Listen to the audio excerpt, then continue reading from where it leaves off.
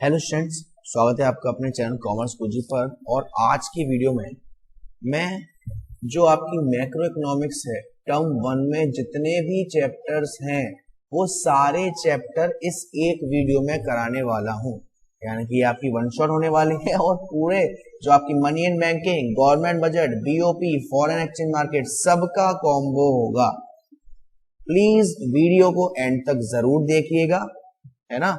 और साथ साथ आप चाहो तो नोट्स ही बना सकते हैं इंपॉर्टेंट के लिए। और जब ये वीडियो पूरी अपलोड हो जाएगी तब मैं कुछ इंपॉर्टेंट क्वेश्चंस कराऊंगा एमसीक्यू फॉर्म में। वीडियो को स्टार्ट करने से पहले मैं आपको बता दूं, अगर कि आप में से कोई बच्चा मेरी लाइव क्लासेस में एनरोल करना चाहता है, चाहे ग्रुप में या प्राइवेटली, तो वो यहाँ व्हाट्सएप करके डिटेल ले सकता है, ठीक है ना। और ये मेरी इंस्टाग्राम आईडी है, यहाँ पर मुझे फॉलो कर लीजिएगा बेटा, जिसमें मैं आपके time to time MCQ upload करता रहता हूँ। तो वहां पे आप आंसर अच्छे से देख सकते हैं फर्दर कम्युनिकेशन के लिए। चलिए, सबसे पहला, जैसा कि आपको मालूम है कि मैक्रो इकोनॉमिक्स में टर्म 1 में सबसे पहला चैप्टर है आपका मनी एंड बैंकिंग। और सबसे पहले हम पढ़ेंगे मनी के बारे में। मनी क्या है सर? मनी एक ऐसा मीडियम ऑफ एक्सचेंज है जो कि कॉमनली एक्सेप्टेड है। अगर आपको एक्सचेंज करना है, क्या आप कह सकते हो लेना देना है, तो उसके बदले आप किसी को मनी दे सकते हो और वो इजीली एक्सेप्टेबल है, ठीक है ना। तो अगर जो हमारे इंडिविजुअल्स हैं, लोग हैं, वो मार्केट ट्रांजैक्शन में पार्टिसिपेट ही नहीं करते। मार्केट ट्रांजैक्शन यानी कि बाजार में कुछ खरीदना बेचना अगर नहीं करते तो मनी उनके लिए किसी काम का नहीं। और जो लोग मार्केट ट्रांजैक्शन करते हैं उनके लिए मनी किसी काम का है। जो लोग एक्सचेंज करते हैं, जहां पर गुड्स के बदले गुड्स एक्सचेंज किया जाता है, जब मनी नहीं था, उस सिस्टम को हम कहते हैं बार्टर सिस्टम, या आप कह सकते हो बार्टर एक्सचेंज। और इसका दूसरा नाम हम सीसी इकोनॉमी भी कहते हैं, जहां पे गुड्स के बदले गुड्स को एक्सचेंज किया जाता था।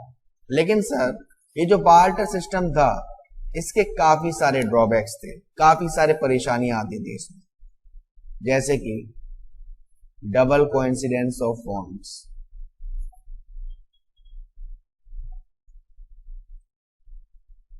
डबल कोइंसिडेंस ऑफ बॉन्ड्स में क्या होता था कि भाई मान लीजिए ए को चाहिए कार, जो किसके पास है? बी के पास। और बी को चाहिए हॉर्स, जो किसके पास है? ए के पास है। अब ये दोनों को एक दूसरे को ढूंढने में भी तो टाइम लगेगा, जिसे हम सर्च कॉस्ट कहते हैं, है ना भाई। ऐसा तो है नहीं कि ए को मालूम है बी वहां पे है, या बी को मालूम है ये वहां पे, दोनों को एक दूसरे को ढूंढने में टाइम लगेगा। वो double coincidence of bonds. Deferred payment, अगर आप किसी को पेमेंट करना है, किसी को जॉब पे रखना है, कॉन्ट्रेक्चुअल पेमेंट, आप वैल्यू को स्टोर नहीं कर सकते थे। तो काफी सारी इसके ड्रॉबैक्स थे। और जैसे ही मनी आया, मनी ने इन सारे ड्रॉबैक्स को टाटा बाय बाय खत्म कर दिया, है ना। मनी ने इन सारी चीजों को खत्म कर दिया। तो अब हम थोड़ा ध्यान देंगे कि सर ये हमारी जो मनी है, जो हमारे मनी भाई हैं, वो कहां से आए हैं? Evolution of money. Evolution of money में क्या है कि जो हमारी बार्टर सिस्टम था उसके काफी सारे लिमिटेशंस थे, है ना, जिससे हमारी जो एक्सचेंज होती थी वो इनएफिशिएंट होती थी, जिसकी वजह से सोसाइटी ने क्या अपनाया? मनी अपनाया। मनी काफी सारी अलग अलग स्टेजेस से होकर निकला, जैसे कि सबसे पहला आपका कॉमोडिटी मनी।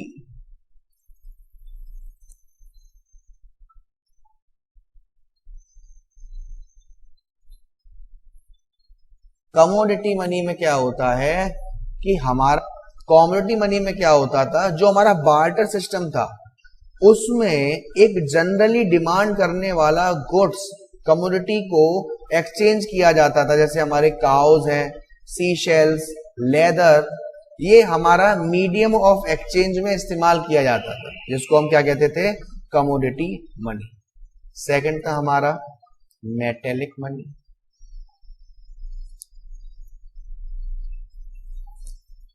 जो हमारी कमोडिटी मनी थी उसको रिप्लेस किया गया मेटेलिक मनी से।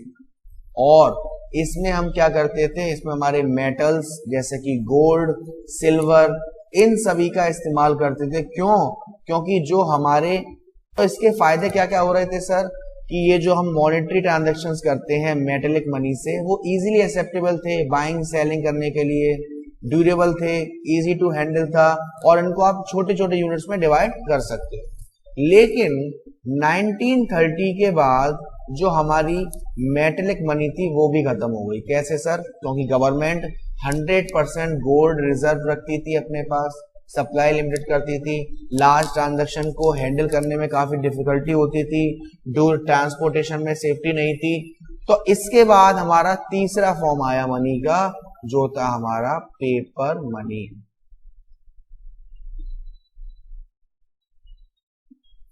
पेपर मनी में क्या होता है, इसमें हमारा जो, अब आपने देखा कि जो हमारे मेटेलिक मनी था वो खत्म हो गया और इनकन्वीनियंस भी इसमें काफी आया था गोल्ड एंड सिल्वर का। तो यहां पर ट्रांजैक्शंस को करने के लिए इन्वेंटेड किया गया पेपर मनी, जो कि कंट्रोल करता है, रेगुलेट करता है RBI, reserve bank of India, apex bank of India. जो आप ये नोट इस्तेमाल करते हैं ना, 100 रुपए, 200 रुपए, 500 रुपए, 1000 रुपए, ये हमारी पेपर मनी कहलाता है। फिर है फोर्थ, जिसको हम कहते हैं बैंक मनी या क्रेडिट मनी। बैंक मनी या क्रेडिट मनी, सर ये क्या है? बैंक और क्रेडिट मनी इन्वेंट किया गया है जो हमारे ट्रांजैक्शंस हैं, जो हम ट्रस्ट पर कर सकते हैं, भरोसे पर कर सकते हैं, जैसे कि चेक, ड्राफ्ट, है ना, जो ट्रांजैक्शन जो हम किसी पे भरोसा करके रख सकते हैं। अब इसी में प्लास्टिक मनी होता था, प्लास्टिक मनी जैसे कि हमारे क्रेडिट कार्ड्स, डेबिट कार्ड्स, ठीक है ना। तो ये हमारे 4 टाइप्स हुए मनी के, कमोडिटी, मेटेलिक, पेपर मनी और बैंक। अब बात आई सर मनी की। मनी को अपने अपने जो अलग अलग इकोनॉमिस्ट हैं उन्होंने अलग अलग डेफिनेशन बोला। जैसे कि जो वॉल्कर जी हैं उन्होंने कहा कि money is what money does, जो मनी करती है वही मनी है। फिर कहा किसी ने कि मनी एक ऐसी चीज है जो कॉमनली एक्सेप्टेड है, मीडियम ऑफ एक्सचेंज है, यूनिट ऑफ वैल्यू है, स्टोर ऑफ वैल्यू है, जिसे हम स्टोर करके रख सकते हैं, किसी चीज की कीमत का पता कर सकते हैं, वो सारी चीज हमारी मनी कहलाती है। मनी ने जितने भी बार्टर सिस्टम के ड्रॉबैक्स थे सबको खत्म कर दिया, जैसे double coincidence of want, lack of store of value, lack of standard of deferred payment. अब हमें मनी की जरूरत क्यों पड़ी सर? हमें ट्रांजैक्शंस करने के लिए मनी की जरूरत पड़ी। अब ये तो बात आई मनी की। मनी की जो डेफिनेशन है वो अलग अलग कंसेप्ट पर है। जो मनी की डेफिनेशंस हैं वो अलग अलग कंसेप्ट पर बेस्ड हैं। जैसे सबसे पहला है legal definition of money.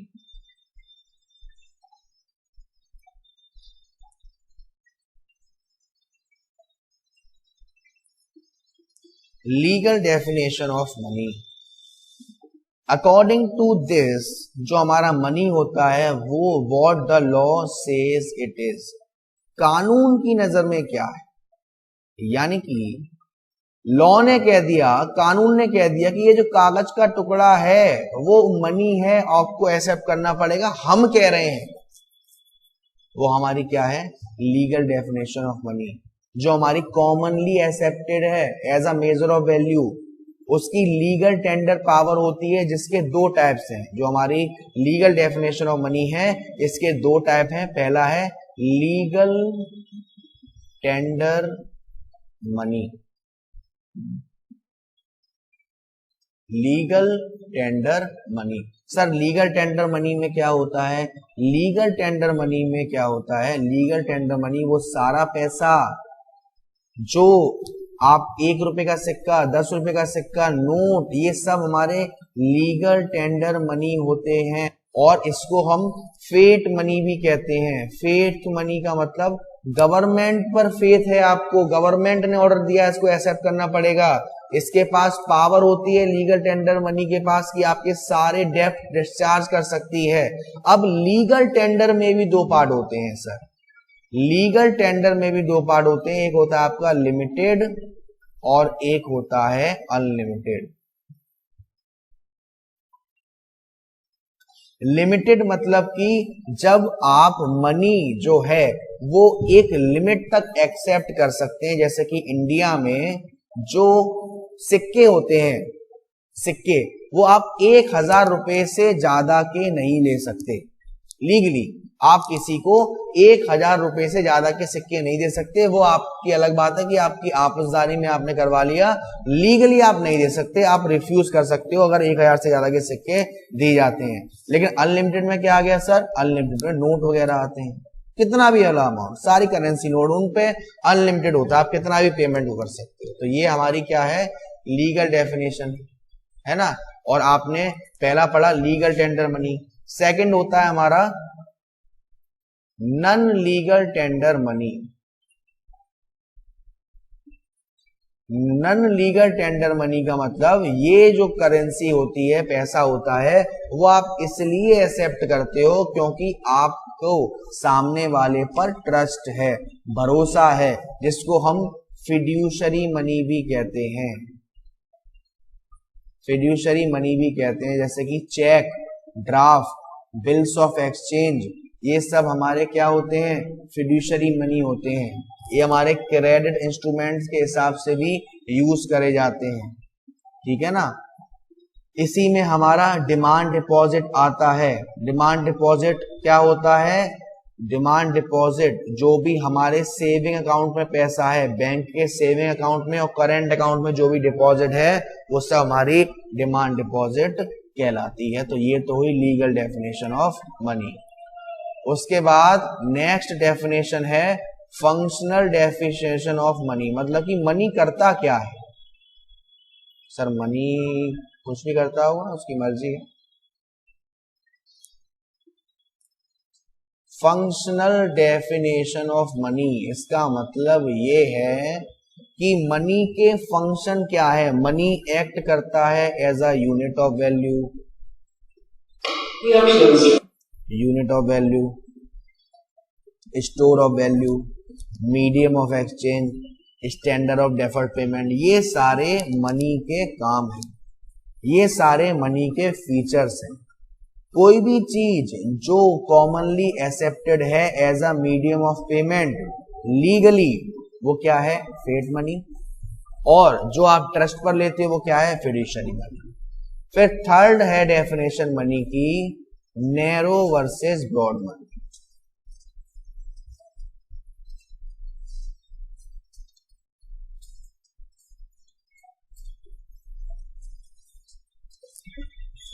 Narrow versus broad money में क्या होता है, नैरो डेफिनेशन जो होती है हमारी मनी की, वो बेस्ड होती है मीडियम ऑफ पेमेंट पर।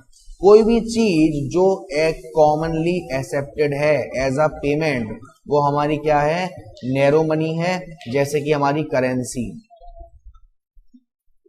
जैसे कि हमारे डिमांड डिपॉजिट्स, ये सब हमारी क्या है सर, ये सब हमारी नैरो मनी है।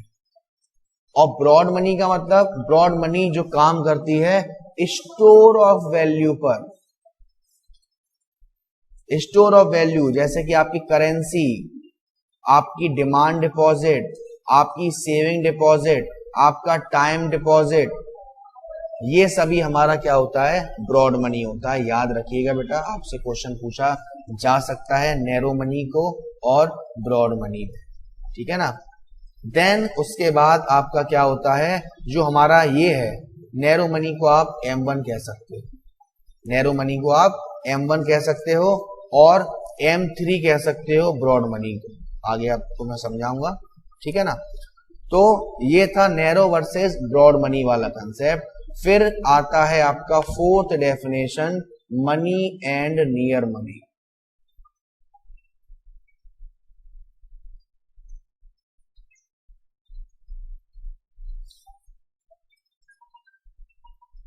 मनी एंड नियर मनी का मतलब है, सबसे पहला मनी क्या है सर, कोई भी चीज जो आपका as a medium of exchange accept हो रहा है, लीगल सैंक्शन है, रेफर जैसे currency, coins, demand deposit, basically cash को कहते हैं मनी, मोस्ट लिक्विड फॉर्म है हमारी मनी, ये तो हमारा मनी होता है।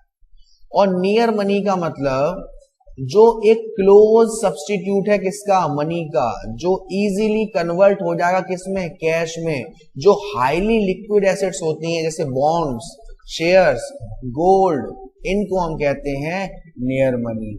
ये डायरेक्टली मीडियम ऑफ एक्सचेंज के लिए इस्तेमाल नहीं हो सकती, पहले इनको कैश में कन्वर्ट करोगे फिर आप इस्तेमाल करोगे, उसको हम कहते हैं नियर मनी। तो ये 4 डेफिनेशन थी मनी की आपकी, legal definition, functional, narrow versus broad, और money and near money.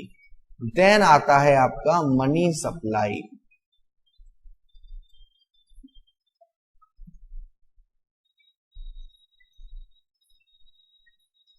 Money supply में क्या होता है, मनी सप्लाई रेफर करता है टोटल स्टॉक, सर किसका, मनी का, जो हमारे पास सर्कुलेट करने के लिए है, फैलाने के लिए है इकोनॉमी में एक पर्टिकुलर टाइम पर।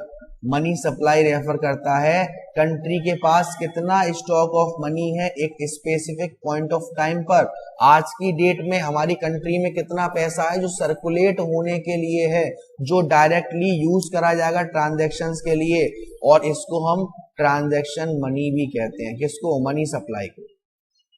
मनी सप्लाई को हम ट्रांजैक्शन मनी भी कहते हैं, और इसके 2 कंपोनेंट होते हैं। किसके, मनी सप्लाई के। पहला कंपोनेंट होता है करेंसी। करेंसी का मतलब पेपर मनी या कॉइन, जो कि पब्लिक ने यानी कि प्राइवेट इंडिविजुअल्स या बिजनेस फर्म्स ने हेल्ड करा है, इसको हम ऑल्सो कहते हैं करेंसी हेल्ड आउटसाइड बैंक। दूसरा होता है net demand deposits. Net demand deposits में क्या होता है, जो हमारा against which cheques are issue, जिसके लिए चेक इशू करता है कॉमर्शियल बैंक द्वारा। तो हमारा जो मनी सप्लाई है वो एक स्टॉक वेरिएबल है।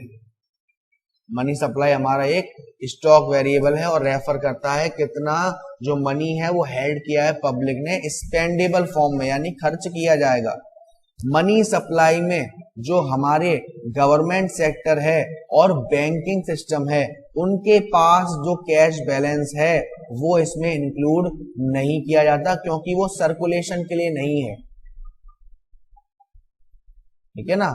उसके बाद मनी सप्लाई में वो करेंसी, कॉइन्स या पेपर जो कि कॉमर्शियल बैंक ने एज अ कैश रिजर्व रखे हैं नहीं आएगा। स्टॉक ऑफ गोल्ड जो सेंट्रल बैंक के पास है नहीं आएगा। Cash held by government as treasury with central bank नहीं आएगा। क्लियर है बेटा? यस सर क्लियर है। तो अभी हम कंपोनेंट्स ऑफ मनी सप्लाई एक बार थोड़ा और अच्छे से देख लेते हैं।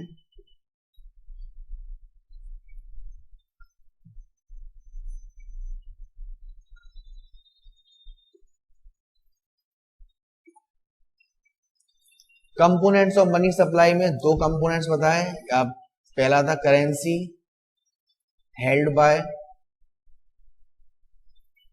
पब्लिक। इसमें क्या क्या होता है सर? इसमें कॉइन्स होते हैं। कॉइन्स तो आपको मालूम ही है, जिसकी फेस वैल्यू उसकी इंट्रिंसिक वैल्यू से ज्यादा होती है। ठीक है ना। जैसे कि आपका 1 रुपए, 2 रुपए, 5 रुपए, 10 रुपए, उसे हम कहते हैं कॉइन्स।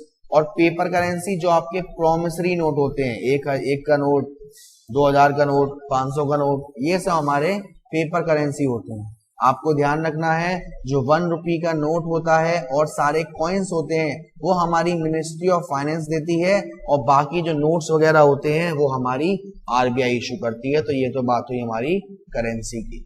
दूसरा है हमारा डिमांड डिपॉजिट्स।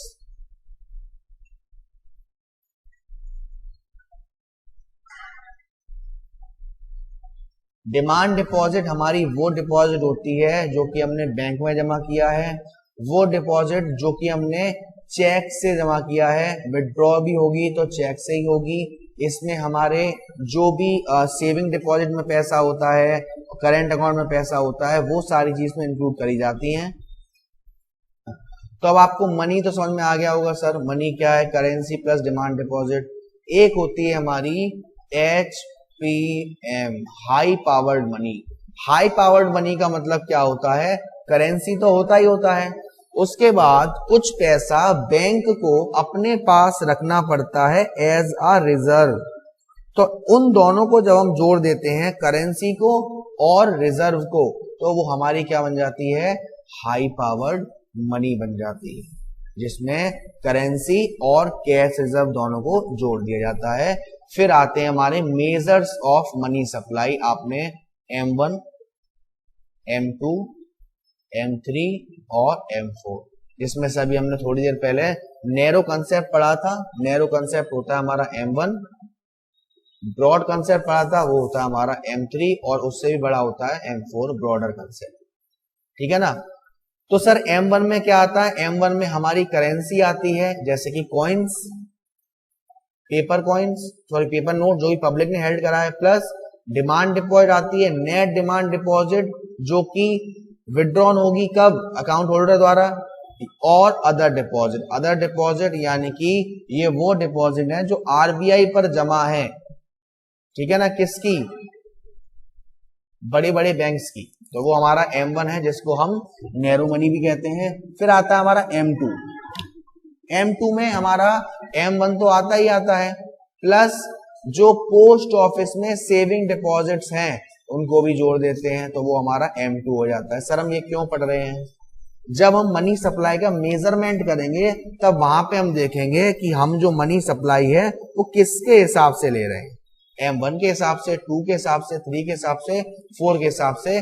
जो हमारा M1 है और M2 है वो नैरो मनी है, M3 और M4 हमारा ब्रॉड मनी है, याद रखना। जो हमारा M1 है वो बहुत ही ज्यादा लिक्विड कैश में बहुत इजीली कन्वर्ट हो जाता है, M4 हाल फिलहाल लिक्विड एसेट्स में या लिक्विड कैश में कन्वर्ट नहीं होता, और जो M3 है वो मोस्ट कॉमनली मेजर है मनी सप्लाई के लिए।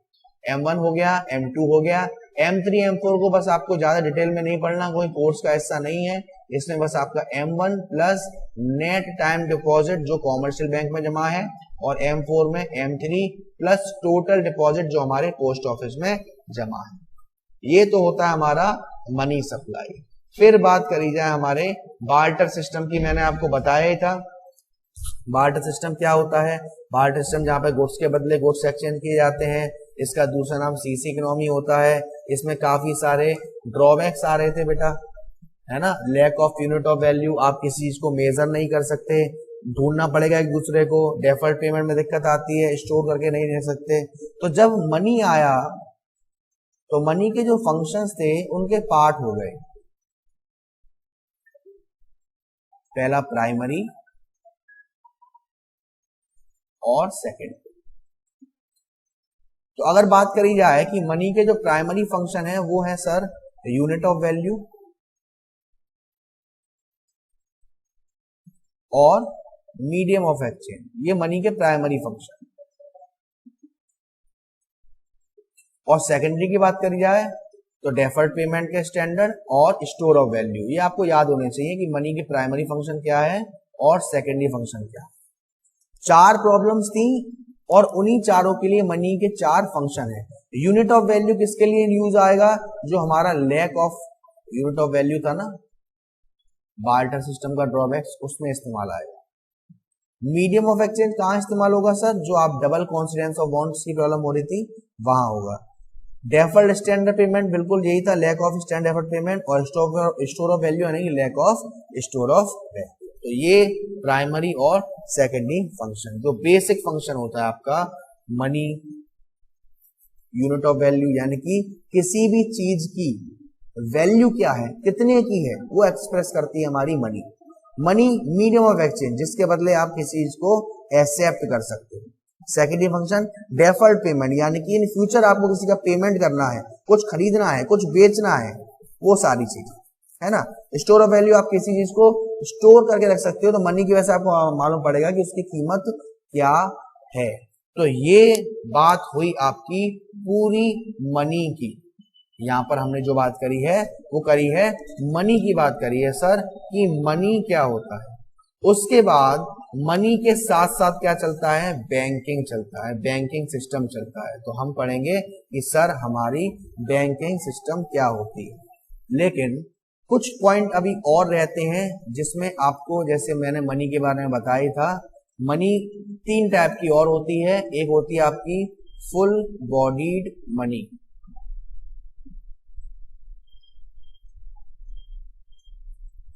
फुल बॉडी मनी का मतलब जिसमें जो मनी की वैल्यू है वो बराबर है कमोडिटी की वैल्यू के, यानी कि जितने रुपए का सिक्का है उसको बनाने में भी उतने ही रुपए लगे। फिर आता है आपका representative full bodied money. Representative full body में भी यही होता है, जहां पे जो फेस वैल्यू होती है, जो फेस वैल्यू होती है वो ज्यादा होती है। किससे, मेटेलिक वैल्यू या कम्युनिटी वैल्यू या इंट्रिंसिक वैल्यू वो कहते हैं जो बनाने में जो सामान लगा उससे, और क्रेडिट मनी को भी यही कहते हैं। सर इंट्रिंसिक वैल्यू में और क्रेडिट मनी में क्या कोई डिफरेंस है? बस आपको सेम रहेगा, चाहे इंट्रिंसिक हो या आपका क्रेडिट हो, ठीक है ना। यहाँ पे आपकी मनी कंप्लीट होता है। अब हम पढ़ते हैं बैंकिंग। तो मनी के बाद बारी आती है बैंकिंग की। मनी आपका क्लियर हो गया, अब हम करेंगे बैंकिंग। बैंकिंग में सबसे पहला जो टॉपिक अराइज होता है वो है sir money creation by the commercial bank. Money creation by the commercial bank, CB लिख देता हूँ शॉर्ट फॉर्म में, money creation by the commercial bank. इससे पहले चैप्टर में हमने पढ़ा था कि हमारी मनी सप्लाई क्या थी, मनी क्या था। इसमें हम पढ़ेंगे कि क्या प्रोसेस रहता है। देखो सबसे पहले बैंक के पास एक कैश डिपॉजिट आता है। किससे आता है सर? पब्लिक से। उस डिपॉजिट को बैंक के लिए कहा जाता है प्राइमरी डिपॉजिट। जो हम लोग बैंक में पैसा जमा करते हैं उस पैसे को हम कहते हैं प्राइमरी डिपॉजिट, ठीक। देन उसके बाद लिखते जाइएगा बेटा साथ साथ प्राइमरी डिपॉजिट्स। जो हमारी बैंक होती है वो इस पैसे को दूसरे लोगों को दे देती है बहुत ज़्यादा इंटरेस्ट पर, जितना कि कैश रिजर्व नहीं चाहिए। भाई आपको मालूम है कि बैंक को कुछ कैश रिजर्व रखना पड़ता है अपने पास ऑलरेडी, उससे भी कई ज़्यादा इंटरेस्ट पर ये पैसा बैंक दूसरे लोगों को दे देती है। और जब भी ये जो पैसा है कॉमर्शियल बैंक दूसरे को देती है तो वो कैश की फॉर्म में नहीं देती, वो इसकी एक क्रेडिट एंट्री मारती है। किसके नाम पर? बोरोवर्स के नाम पर, और उसको हम कहते हैं सेकेंडरी डिपॉजिट्स। क्या कहते हैं? Secondary deposit. अब उसका सेकेंडरी डिपॉजिट्स और प्राइमरी डिपॉजिट, जो हमारे बोरोवर्स होते हैं वो चेक से, जो हमारा चेक होता है हमारा, इसमें क्या होता है सर, जो प्राइमरी डिपॉजिट्स है और जो सेकेंडरी डिपॉजिट है उसको अगर जोड़ दें तो हमारा ये क्या बन गया? Demand deposit. जो कि लोगों का पैसा कॉमर्शियल बैंक के पास है, जो टोटल डिमांड डिपॉजिट होता है वो उसका, जो हमारा बैंक को एक कैश रिजर्व मेंटेन करके रखना पड़ता है, उससे कहीं ज़्यादा होता है। फॉर एन एग्जाम्पल, जैसे कि मैं आपसे बात करूं, जैसे आपने देखा कि मान लीजिए जो CRR है, यानी बैंक को जो रिजर्व मेंटेन करके रखना है, वो है 10%। अब पब्लिक ने अगर डिपॉजिट किया है 1,000 रुपये, तो इसका 10% यानी 100 रुपये उनके पास रिजर्व में रखने हैं। कितना बचा? 900 रुपये बैंक क्या करेगी? लोन के रूप में उठा देगी। ऐसे ही बाद में 900 रुपये में इसका 10% 90, 810 रुपये लोन के रूप में उठा देगी। फिर ऐसे ही 810 रुपये यहाँ, तो यहाँ पे 729 रुपये लोन के रूप में उठा देगी और 81 रिजर्व हमारा, एंड सो ऑन। तो बेसिकली जो फॉर्मूला होता है डिमांड डिपॉजिट्स का वो होता है demand deposit is equal to 1 upon cash reserve ratio into cash reserve. यानी कि अगर मैं इसी को सॉल्व करूं तो 1 अपॉन CRR 10% था और कैश रिजर्व मान लीजिए 100 था। तो इसको जब आप पूरा सॉल्व करोगे तो आपका आएगा कितना, 10,000। यानी कि जो पर्सन बैंक में पैसा जमा करते हैं वो बैंक उससे 10 गुना ज़्यादा पैसा क्रिएट कर सकती है। आपको प्राइमरी डिपॉजिट क्लियर, आपको सेकेंडरी डिपॉजिट क्लियर।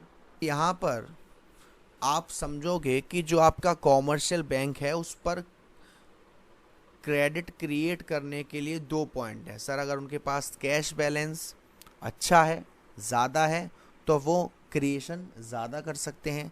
CRR की रेट ज़्यादा है तो वो कम करेंगे। Primary deposit clear, secondary deposit clear.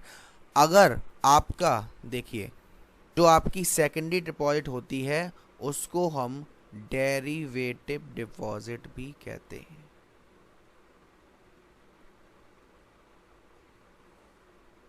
ठीक, फिर बारी आई सर CRR की और क्रेडिट मल्टीप्लायर की। CRR और क्रेडिट मल्टीप्लायर। CRR डिटरमाइन कौन करती है, कॉमर्शियल बैंक नहीं करती, RBI करती है। इसलिए इसको LRRB कहा जाता है, लीगल रिजर्व रेशियो। जो कॉमर्शियल बैंक होती हैं उनको कुछ रिजर्व RBI के पास रखना पड़ता है एज अ रिजर्व, और वो रिजर्व कौन फिक्स करती है, RBI करती है।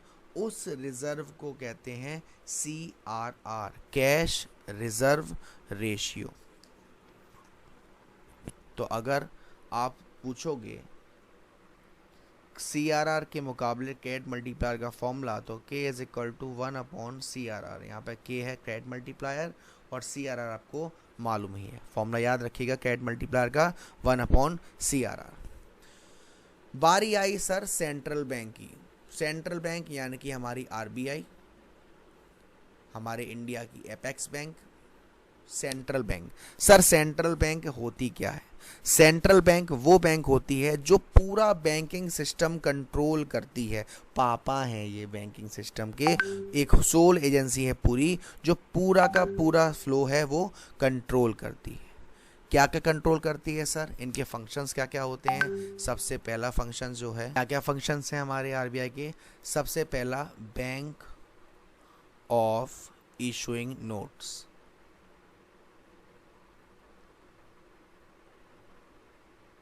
बैंक ऑफ इशूइंग नोट्स यानी कि जो हमारा सेंट्रल बैंक है कंट्री का, सिर्फ उसको अधिकार होता है, उसका मोनोपोली राइट होता है इशूइंग नोट्स का। 1 रुपीज़ जो हमारा 1 रुपये का नोट होता है और कॉइन्स होते हैं वो RBI नहीं छापती, बाकी सारी RBI छापती है, जिसको हम करेंसी अथॉरिटी फंक्शन भी कहते हैं।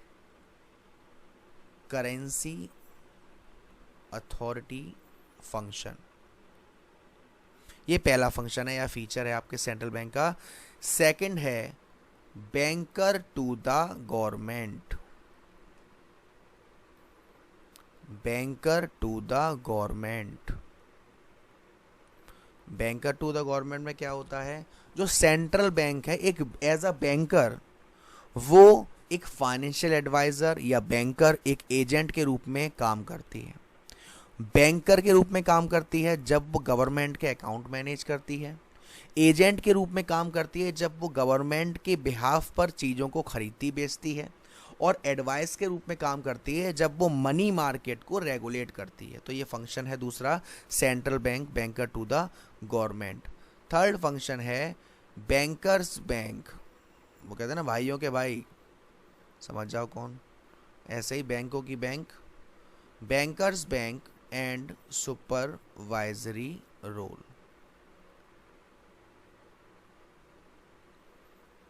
जिस तरीके का कस्टमर का रिलेशन होता है उनकी कॉमर्शियल बैंक से, उसी तरीके का RBI का रिलेशन होता है कॉमर्शियल बैंक से।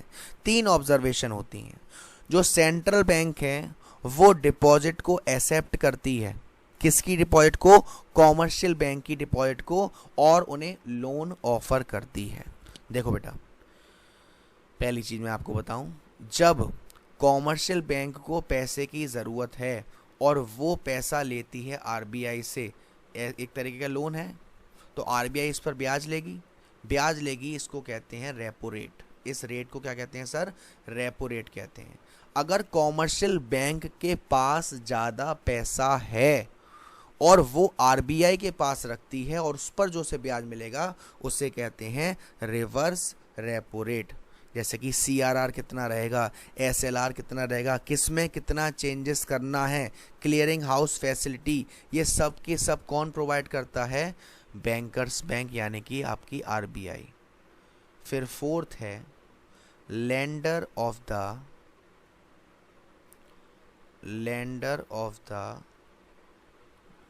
Last resort. Lender of the last resort का मतलब है जो कॉमर्शियल बैंक है, जब उसकी फाइनेंशियल कंडीशन खराब हो जाती है, बेइज्जती हो जाती है, ताता हो जाती है, तब वो सेंट्रल बैंक के पास आती है कि भर दो झोली मेरी। अब जब आपको मैंने बताया था कि कॉमर्शियल बैंक सीआरआर यानी कि कुछ रिजर्व रखती है आरबीआई के पास, उस समय आरबीआई आगे आकर उनकी उस पैसे से मदद करती है।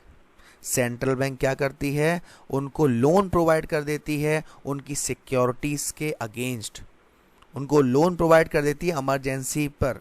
लेकिन सेंट्रल बैंक ये इंश्योर करती है कि जो बैंकिंग सिस्टम में कंट्री का उसे दिक्कत नहीं हो, मनी मार्केट स्टेबल रहे, तभी ऐसा करती है lender of the last resort.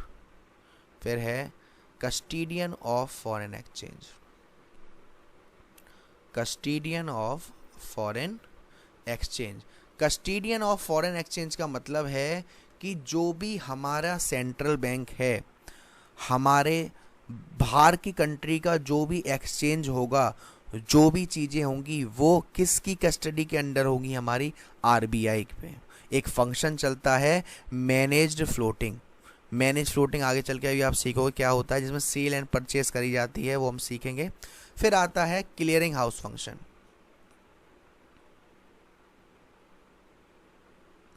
Clearing house function, clearing house function में क्या होता है? सेंट्रल बैंक परफॉर्म करता है क्लियरिंग हाउस फंक्शन। जैसे कि एग्जांपल, मान लो ये बैंक ए है,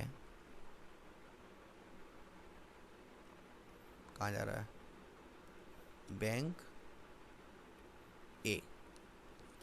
अब इस बैंक ए को एक चेक रिसीव हुआ है 10,000 का बैंक बी से, ठीक। और जो बैंक बी है उसको रिसीव हुआ है चेक बैंक ए से, और बैंक ए और बैंक बी दोनों के अकाउंट सेंट्रल बैंक में हैं। सर ये दिमाग में नहीं घुस रहा। देखो, आपका खाता एचडीएफसी बैंक में है मान लीजिए, ठीक। आपने मुझे एचडीएफसी का चेक दे दिया, मेरा खाता है पंजाब में, तो मैं आपके चेक को कहाँ लगाऊंगा सर? पंजाब बैंक में। अब ये बैंक की जिम्मेदारी है कि मेरे खाते में पैसा कैसे पहुंचाएगा। इस पूरे सिस्टम को हम कहते हैं क्लियरिंग हाउस फंक्शन। फिर लास्ट आता है कंट्रोल ऑफ क्रेडिट, यानी कि जो हमारी आरबीआई है वो क्रेडिट को कैसे कंट्रोल करती है। कंट्रोल ऑफ क्रेडिट, जो प्रिंसिपल फंक्शन होता है सेंट्रल बैंक का, वो ये देखने का होता है कि जो हमारा सप्लाई है क्रेडिट की वो क्या चल रही है, मतलब इंक्रीज करना है या डिक्रीज करना है क्रिएशन ऑफ क्रेडिट के अनुसार। जो हमारी कॉमर्शियल बैंक है वो लोन्स वगैरह देती हैं, उसको क्रिएट करके ये डिसाइड करते हैं हमारा कंट्रोल ऑफ क्रेडिट। जैसे कि जो हमारे सेंट्रल बैंक हैं उनको मनी सप्लाई ये सिचुएशन देखनी पड़ती है कि इन्फ्लेशन है या डिफ्लेशन है। अगर इन्फ्लेशन है तो इनको जो मनी सप्लाई है वो कम करनी पड़ेगी और डिफ्लेशन में इंक्रीज करनी पड़ेगी, ठीक है ना, ताकि हमारी जो इकोनॉमी है वो स्टेबल रहे। तो ये तो हमारी बात है पूरी सेंट्रल बैंक की। अब बात आती है हमारी कॉमर्शियल बैंक की। तो कॉमर्शियल बैंक क्या है, आपको बस ये याद रखना है सर, कॉमर्शियल बैंक हमारे दो फंक्शंस परफॉर्म करती है। एक हमारी डिपॉजिट को एक्सेप्ट करती है और हमें लोन प्रोवाइड करती है। ये उसके दो मेन फंक्शंस हैं। फिर जब मनी सप्लाई को कंट्रोल किया जाता है या क्रेडिट सप्लाई को कंट्रोल किया जाता है आरबीआई द्वारा, तो उनके पास इसके लिए दो पॉइंट होते हैं। एक उनके पास होता है क्वांटिटेटिव इंस्ट्रूमेंट और एक होता है क्वालिटेटिव इंस्ट्रूमेंट। हालांकि ये आपके कोर्स का हिस्सा नहीं है, लेकिन बेसिक आपको इनका आना चाहिए।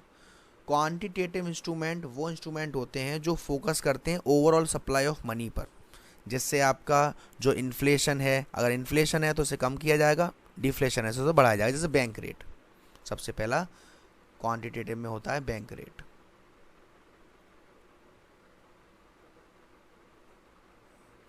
बैंक रेट वो रेट होता है जिस रेट से जो आरबीआई है वो कॉमर्शियल बैंक को पैसा देती है। लोन की रिक्वायरमेंट है कॉमर्शियल बैंक को, तो जिस रेट से जो आरबीआई है कॉमर्शियल बैंक को लोन देती है, क्या ब्याज लेगी वो। इंक्रीज और डिक्रीज वो डिपेंड करता है बैंक रेट के ऊपर, मार्केट के ऊपर, कि भाई मार्केट में चल क्या रहा है ना। फॉर एग्जांपल जैसे कि मान लो बैंक रेट बढ़ा दी, बैंक रेट बढ़ेगी तो मार्केट में जो इंटरेस्ट है उसकी रेट बढ़ेगी, कॉस्ट ऑफ कैपिटल की रेट बढ़ेगी, डिमांड फॉर क्रेडिट क्या हो जाएगी सर, कम हो जाएगी, मनी सप्लाई कम हो जाएगी और इन्फ्लेशन हमारी कंट्रोल में रहेगी। डिफ्लेशन की कंडीशन में सारे पॉइंट अलग, बैंक रेट में कमी आएगी, मार्केट रेट ऑफ इंटरेस्ट कम होगी, फॉल जो हमारा कॉस्ट ऑफ कैपिटल है वो कम होगा, डिमांड बढ़ेगी क्रेडिट की और मनी सप्लाई भी बढ़ेगा। फिर आता है सेकंड हमारा open market operation. Open market operation refers करता है जब हमारी जो आरबीआई है वो सेल एंड परचेज करती है सिक्योरिटीज़ की गवर्नमेंट के बिहाफ पर, है ना। जैसे कि एनएससी सर्टिफिकेट होते हैं, ओपन मार्केट में सेल किए जाते हैं, वहाँ से पैसा लाया जाता है। जब आरबीआई सिक्योरिटी को सेल कर रही है मींस वो इन्फ्लेशन को कंट्रोल कर रही है, और परचेज कर रही है तो वो डिफ्लेशन को कंट्रोल कर रही है। याद रखिएगा, दो टाइप के आपके ओपन मार्केट ऑपरेशन होते हैं, एक आपका आउटराइट और एक आपका repo. Outright open market operation एक परमानेंट है नेचर में, ठीक है ना, जो हमने ऊपर पढ़ा है, ठीक है। फिर आता है रेपो रेट। रेपो रेट मैंने आपको बताया था, जब लोन लेगा हमारा कौन लोन लेगा सर, कॉमर्शियल बैंक लोन लेगी। किससे लेगी सर, भाई जिस रेट से आरबीआई लोन ऑफर करती है कॉमर्शियल बैंक को शॉर्ट पीरियड के लिए गवर्नमेंट सिक्योरिटी को बाय करके, उसे रेपो रेट कहते हैं या रीपर्चेज रेट कहते हैं। अब आपकी अगर रेपो रेट बढ़ेगी तो क्या होगा, कॉस्ट ऑफ कैपिटल राइज होगी, जो आपकी डिमांड है कैट की वो कम होगी, जो मनी सप्लाई है वो कम होगी, इन्फ्लेशन कंट्रोल में रहेगा। ये आपको याद रखने पड़ेंगे बेटा किससे क्या होगा। फिर आपका reverse repo rate. Reverse repo rate में कॉमर्शियल बैंक आरबीआई के पास पैसा जमा करती है और उस पर ब्याज मिलता है। ये सारे पॉइंट मैं क्वांटिटेटिव के बता रहा हूँ बेटा आपको।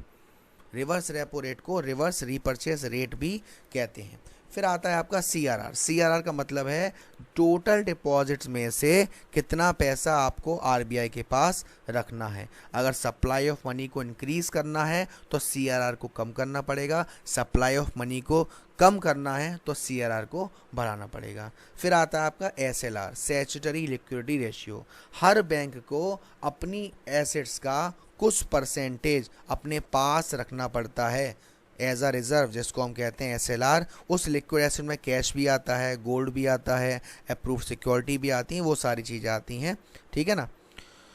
हाँ जी, ये तो आप कहते हैं क्वांटिटेटिव। क्वालिटेटिव में मार्जिन रिक्वायरमेंट आता है बेटा। सर मार्जिन रिक्वायरमेंट क्या होता है, मार्जिन रिक्वायरमेंट का मतलब होता है जब आप लोन लेने जाओगे तो आपको मान लो लोन चाहिए 40 लाख का, तो 40 लाख का लोन चाहिए तो उसके लिए आपको कुछ चीज़ एज अ कोलेटरल सिक्योरिटी गिरवी रखनी पड़ेगी और उसकी कीमत है वो 40 लाख से ज़्यादा होनी चाहिए। मान लो उसकी कीमत है 50 लाख, तो जो बीच का गैप है 10 लाख का, ये होता है हमारा मार्जिन रिक्वायरमेंट। फिर होता है हमारा रेशनिंग ऑफ क्रेडिट।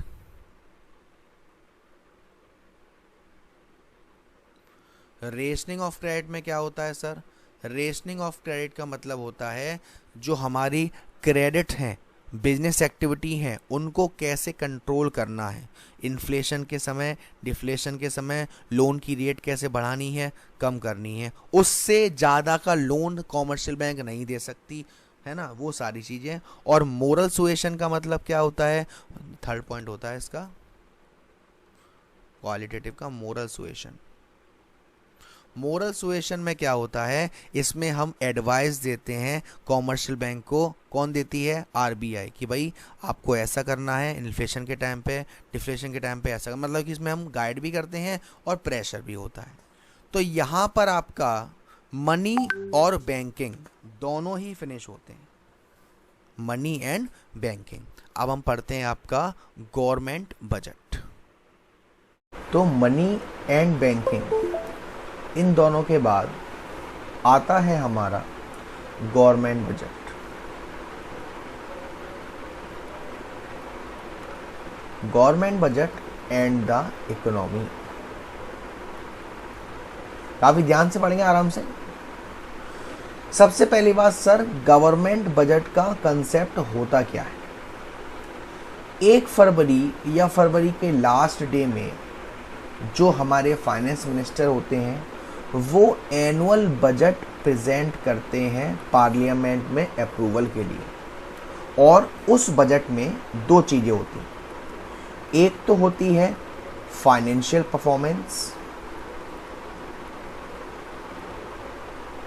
पिछले साल की आपकी फाइनेंशियल परफॉर्मेंस कैसी है, क्या रही पिछले साल की फाइनेंशियल परफॉर्मेंस, और आने वाले साल के लिए आपकी क्या क्या फाइनेंशियल पॉलिसी होने वाली हैं, क्या क्या प्रोग्राम्स होने वाले हैं, वो सारी चीज़ होती है। जो गवर्नमेंट का फाइनेंशियल प्रोग्राम होता है उसमें डिस्क्राइब होता है कि पिछली साल क्या हुआ और आने वाले साल में क्या होना चाहिए। जो गवर्नमेंट का प्रोग्राम्स एंड पॉलिसी होती हैं जो प्रेजेंट किया जाता है बजट में, उसको हम बजटरी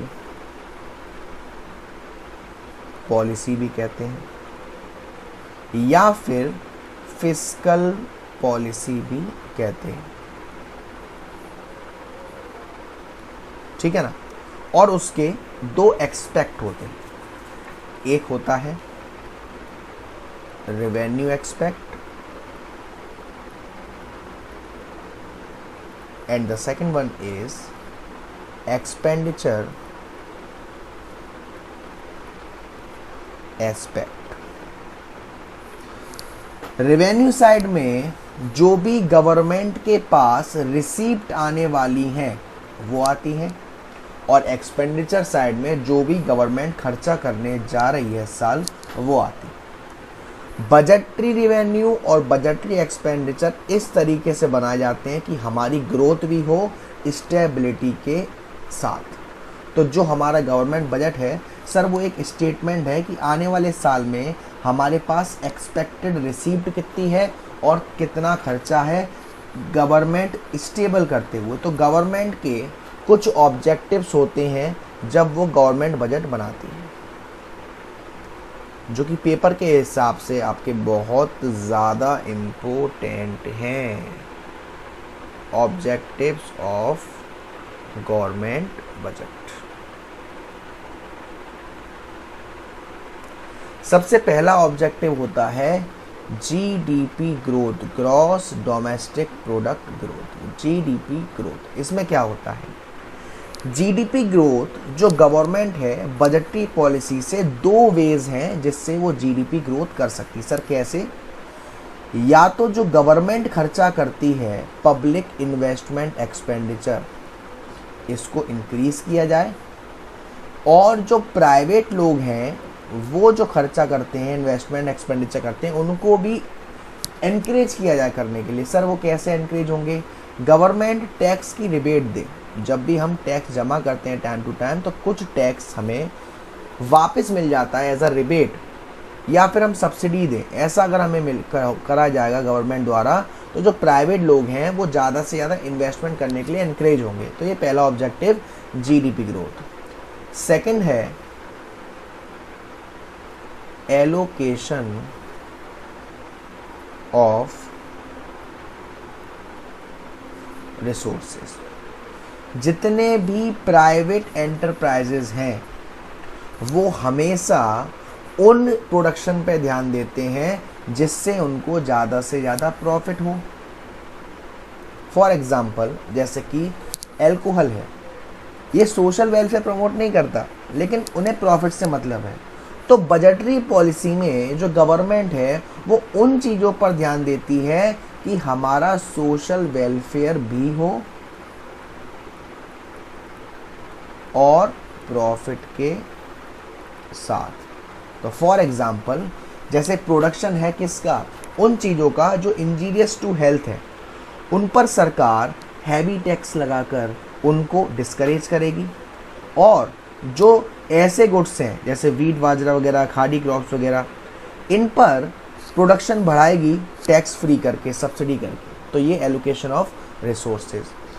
थर्ड आता है गवर्नमेंट का objective, provision of public goods.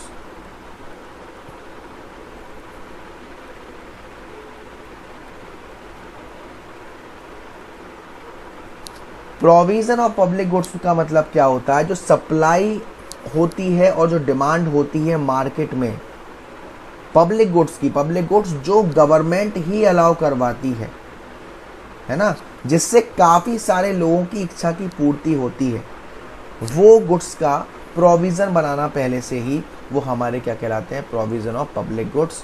फिर आता है redistribution of income and wealth. Redistribution of income and wealth. जो बजट होता है गवर्नमेंट का, वो बताया जाता है कि आने वाले टाइम में ये जो साल आ रहा है हम कितना टैक्स लेंगे, कितना सब्सिडी देंगे। जो गवर्नमेंट है, ये जो फिस्कल इंस्ट्रूमेंट है उनके पास टैक्सेशन और सब्सिडी का, इनको वो टाइम टू टाइम इम्प्रूव करती रहती है इस तरीके से कि जो भी इनकम और वेल्थ का डिस्ट्रीब्यूशन है वो सही होता रहे, इक्विटेबल डिस्ट्रीब्यूशन होगा। तो ये साइन है हमारे पास सोशल जस्टिस का, जिसका मेन ऑब्जेक्टिव है कि हम सबका भला करें। और जो डिस्ट्रीब्यूशन होगा इनकम एंड वेल्थ का, वो दो तरीके से सही हो सकता है, रिच लोगों पर ज़्यादा टैक्स लगाओ और पुअर लोगों पर सब्सिडी दो, और जो फूड ग्रेन्स वगैरह हैं, जो पॉपुलेशन है बिलो पॉवर्टी लाइन, उनको कम प्राइस में प्रोवाइड किए जाएं। इससे हमारा redistribution of income and wealth काम करता है। फिर है आपका next objective, balanced regional growth. जो हमारी बजटरी पॉलिसी होती है उसमें हमारा जो मेन फोकस दिया जाता है वो दिया जाता है कि जो बैकवर्ड एरियाज़ हैं उनका डेवलपमेंट कैसे किया जाए। और ये कैसे अचीव किया जाएगा सर, टैक्स लॉ में चेंज करके। जो हमारा स्पेशल इकोनॉमिक जोन होता है बैकवर्ड रीजन में, उसके टैक्स लॉ वगैरह ऐसे एग्जाम्पल हैं जिसमें हम रीजनल ग्रोथ करते हैं, बैलेंस रीजनल ग्रोथ। फिर है आपका एम्प्लॉयमेंट अपॉर्चुनिटी। क्या ये तो आपको नाम से समझ में आ रहा होगा, जब हम डेवलपमेंट पढ़ेंगे वहाँ पे जो पॉवर्टी वाला चैप्टर है वहाँ पे बहुत सारी ऐसी स्कीम्स आएंगी जहाँ पर जॉब के लिए, एम्प्लॉयमेंट को ऊपर ज़्यादा ध्यान दिया जाता है। तो टाइम टू टाइम ज़्यादा से ज़्यादा जॉब निकालना। जॉब कैसे निकलेगी, जब पब्लिक एक्सपेंडिचर किया जाएगा तो उनके लिए जॉब निकलेंगी, है ना। अपनी स्कीम्स निकालना, जो पुअर सेक्शन है सोसाइटी के उनको जॉब प्रोवाइड करना ताकि वो अपने 2 वक्त की रोटी खा सकें आराम से। और लास्ट है इकोनॉमिक स्टेबिलिटी। इकोनॉमिक स्टेबिलिटी का मतलब होता है जो भी हमारी मार्केट फोर्सेस हैं, डिमांड और सप्लाई है, उन्हें फ्री छोड़ दिया जाए। और जब वो फ्री छोड़ दिया जाता है तो मार्केट में रिसेशन आता है, डिप्रेशन आता है, बूम आता है, रिकवरी आता है। और कंट्री को गवर्नमेंट हमेशा ऐसी चीज़ों से बचाने का प्रयास करती है। तो क्या क्या करना चाहिए जब इन्फ्लेशन आए, क्या क्या करना चाहिए जब डिफ्लेशन आए, ये सारी चीज़ें आप ऑलरेडी मनी एंड बैंकिंग में पढ़ चुके हैं।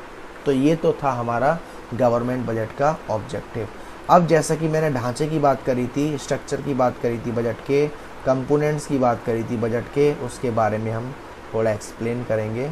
स्ट्रक्चर ऑफ द बजट, जो हमारा बजट होता है वो दो पार्ट में बटा हुआ है। एक है बजट रिसीप्ट और एक है बजट एक्सपेंडिचर। जो हमारा बजट रिसीप्ट है उसमें दो तरीके की रिसीप्ट होती है हमारी। एक होती है हमारी रेवेन्यू रिसीप्ट और एक होती है हमारी कैपिटल रिसीप्ट।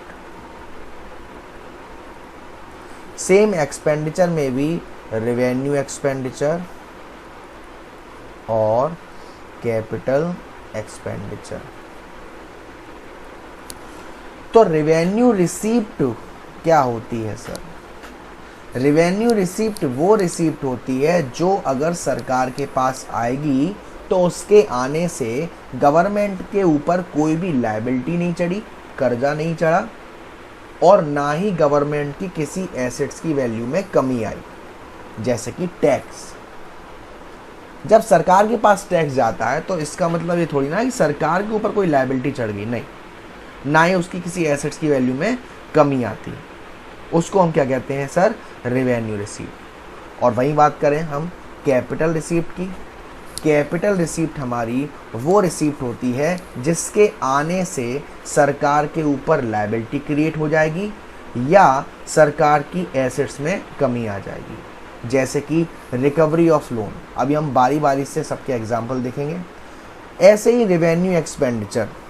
रेवेन्यू एक्सपेंडिचर वो एक्सपेंडिचर होते हैं जिसके करने से ना ही सरकार की कोई लायबिलिटी कम होगी और ना ही कोई एसेट्स बनेगी। जैसे कि सरकार डिफेंस में खर्चा करती है, सब्सिडी में खर्चा करती है, वेज बिल वगैरह देती है।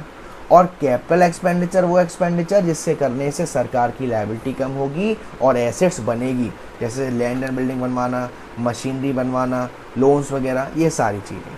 तो अब हम बारी बारी से थोड़ा इनको डिस्कस करते हैं। सबसे पहले मैंने आपको बताया रेवेन्यू रिसीप्ट।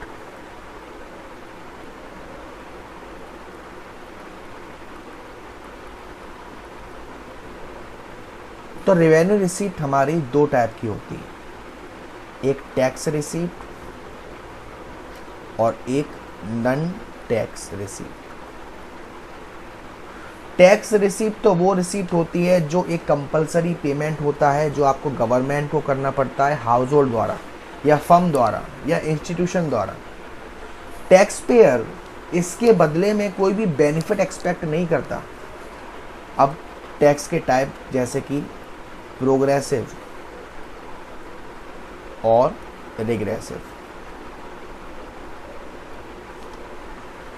प्रोग्रेसिव और रिग्रेसिव में क्या होता है? प्रोग्रेसिव का मतलब होता है जब जो टैक्स की रेट है, जैसे जैसे इनकम बढ़ती जाएगी वैसे वैसे टैक्स की रेट बढ़ती जाएगी, वो आपकी होता है प्रोग्रेसिव टैक्स।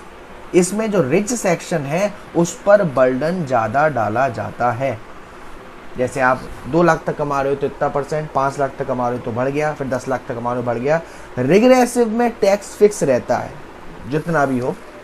तो आप कह सकते हो कि रिग्रेसिव टैक्स में जो बर्डन पड़ता है वो ज़्यादा पुअर पर पड़ता है और प्रोग्रेसिव पर जो बर्डन पड़ता है वो रिच सेक्शन पर पड़ता है। फिर होता है आपका value added tax, specific tax. Basically अब तो आपका जीएसटी आ चुका है जो कि एक इनडायरेक्ट टैक्स है। तो वैल्यू एड टैक्स एक इनडायरेक्ट टैक्स होता था। जिससे डायरेक्ट और इनडायरेक्ट में फ़र्क क्या रहता था? जब टैक्स का बर्डन शिफ्ट नहीं हो सकता, यानी कि टैक्स को पेड करने वाला और बर्डन जिस पर है वो दोनों पार्टी सेम है, तो वो डायरेक्ट टैक्स है, जैसे कि आपकी इनकम टैक्स। और जब टैक्स का बर्डन शिफ्ट हो सकता है, ए ने बी को दिया, बी ने सी को दिया, सीधे गवर्नमेंट को, वो आपका इनडायरेक्ट टैक्स है। तो वैट एक इनडायरेक्ट टैक्स है। हालांकि अब जीएसटी आ चुका है वैट के फॉर्म में, ठीक है ना। फिर डायरेक्ट इनडायरेक्ट ये तो होते हैं हमारे टैक्स। फिर बात आती है सर नॉन टैक्स रिसीप्ट की।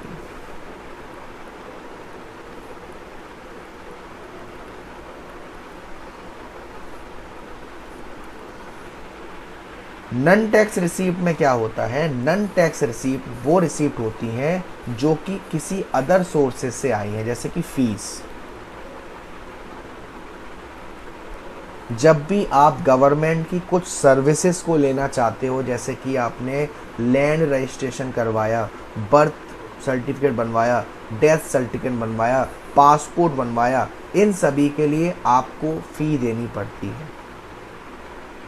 ये जो फ़ी है ये आपको एडमिनिस्ट्रेटिव और जुडिशियल सर्विस के लिए देनी पड़ती है, वो आपकी नॉन टैक्स रिसीप्ट का पार्ट है। फिर आता है आपका फाइन्स। जब आप गवर्नमेंट के बनाए हुए किसी लॉ को तोड़ते हो तो गवर्नमेंट फिर आपको तोड़ती है। ये इकोनॉमिक पनिशमेंट है जो आपने लॉ को ब्रेक करने पर दिए जाते हैं। इसका एम रेवेन्यू अर्न करना नहीं होता। हम जो लोग हैं कानून के प्रति वफादार रहें, लॉ को फॉलो करें, इसलिए ये फाइन्स लिए जाते हैं। थर्ड है हमारा एस्टेट।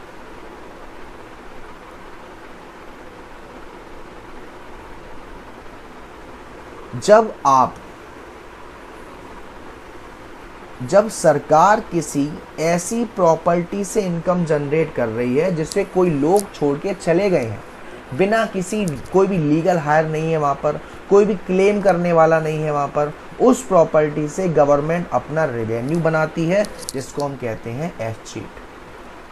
फोर्थ होता है हमारा special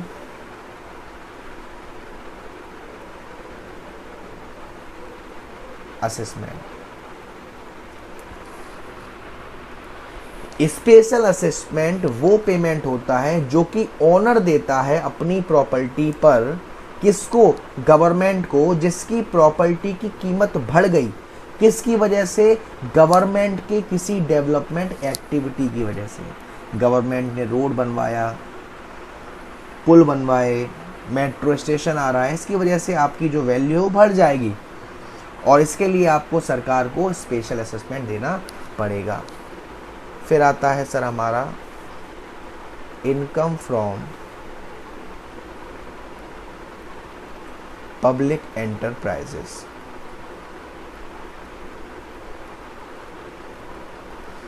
income from public enterprise जो भी गवर्नमेंट के, इंडियन रेलवेज है, फर्टिलाइजर्स फैक्ट्री है, इंडियन ऑयल है, स्टील प्लांट है, इन सभी से जो इनकम आ रही गवर्नमेंट के पास वो क्या है? Income from public enterprises. फिर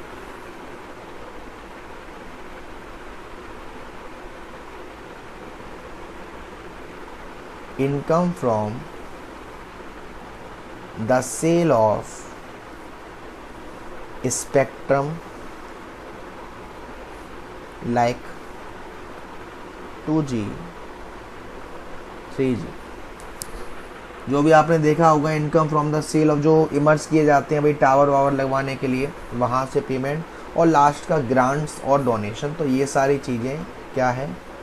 गवर्नमेंट के पास नॉन टैक्स रिसीप्ट है। उसके बाद आई sir capital receipt. Capital receipt कौन सी? जिसके आने से गवर्नमेंट की लायबिलिटी पर पड़ेगा फर्क, एसेट्स पर भी पड़ेगा फर्क। कौन कौन सी? Recovery of loans,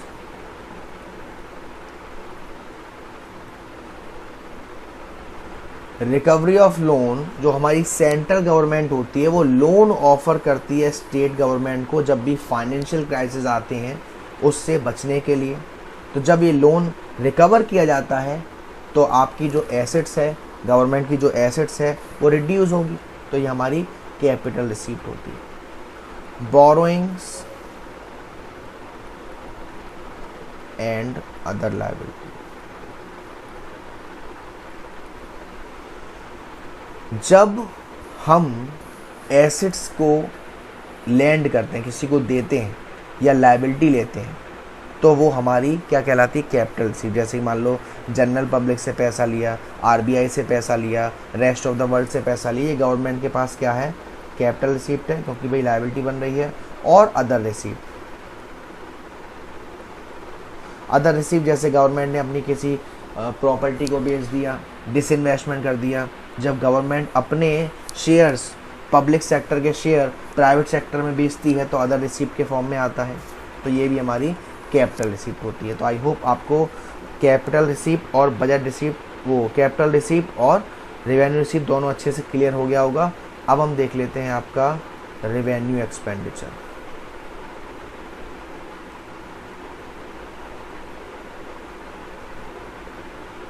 revenue expenditure हमारे वो एक्सपेंडिचर होते हैं जिनके अगर गवर्नमेंट ये खर्चा करेगी तो ना ही कोई लायबिलिटी पर फ़र्क और ना ही कोई एसेट पर फ़र्क।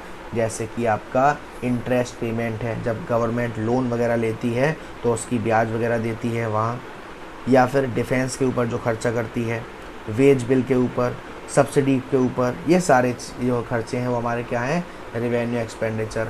और कैपिटल एक्सपेंडिचर सर, जिसके करने से गवर्नमेंट की लायबिलिटी कम होगी, एसेट्स बनेगी, वो कैपिटल एक्सपेंडिचर।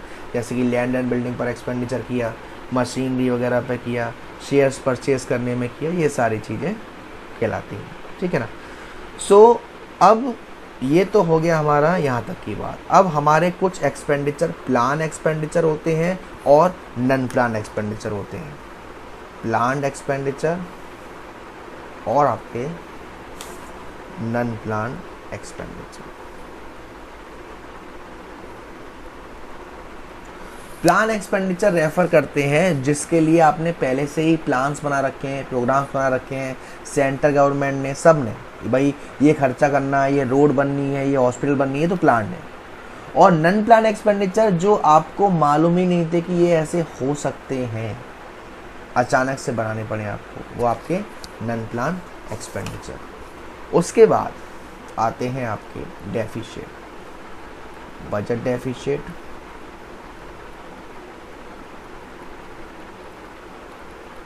जिसमें आता है आपका रेवेन्यू डेफिशिएट, फिस्कल डेफिशिएट,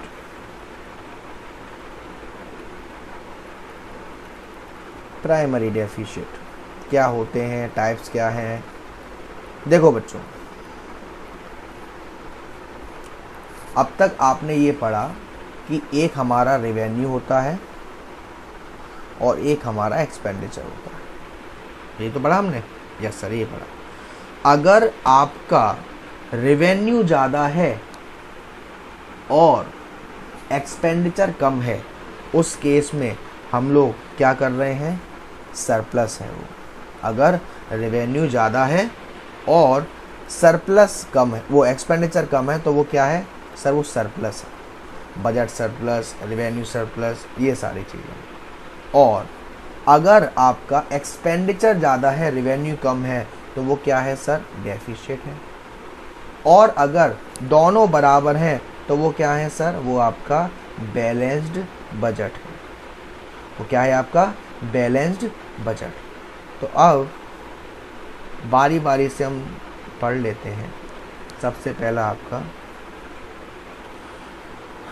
पहले मैं आपको बताऊं बजट डेफिशिएट क्या होता है सर। डेफिशिएट लगा हुआ है मींस एक्सपेंडिचर ज़्यादा, रेवेन्यू कम। और एक्सपेंडिचर कौन सा sir, total expenditure. Total expenditure में कौन सा expenditure, revenue expenditure plus capital expenditure minus total receipt. Total receipt में कौन सी receipt, revenue receipt plus capital receipt. तो यहाँ पे टोटल एक्सपेंडिचर ज़्यादा होता है, टोटल रिसीट कम होता है, उसको हम क्या कहते हैं, बजट डेफिशिएट, या आप फॉर्मूला भी मान सकते हैं इसका। तो पहला है रेवेन्यू डेफिशिएट।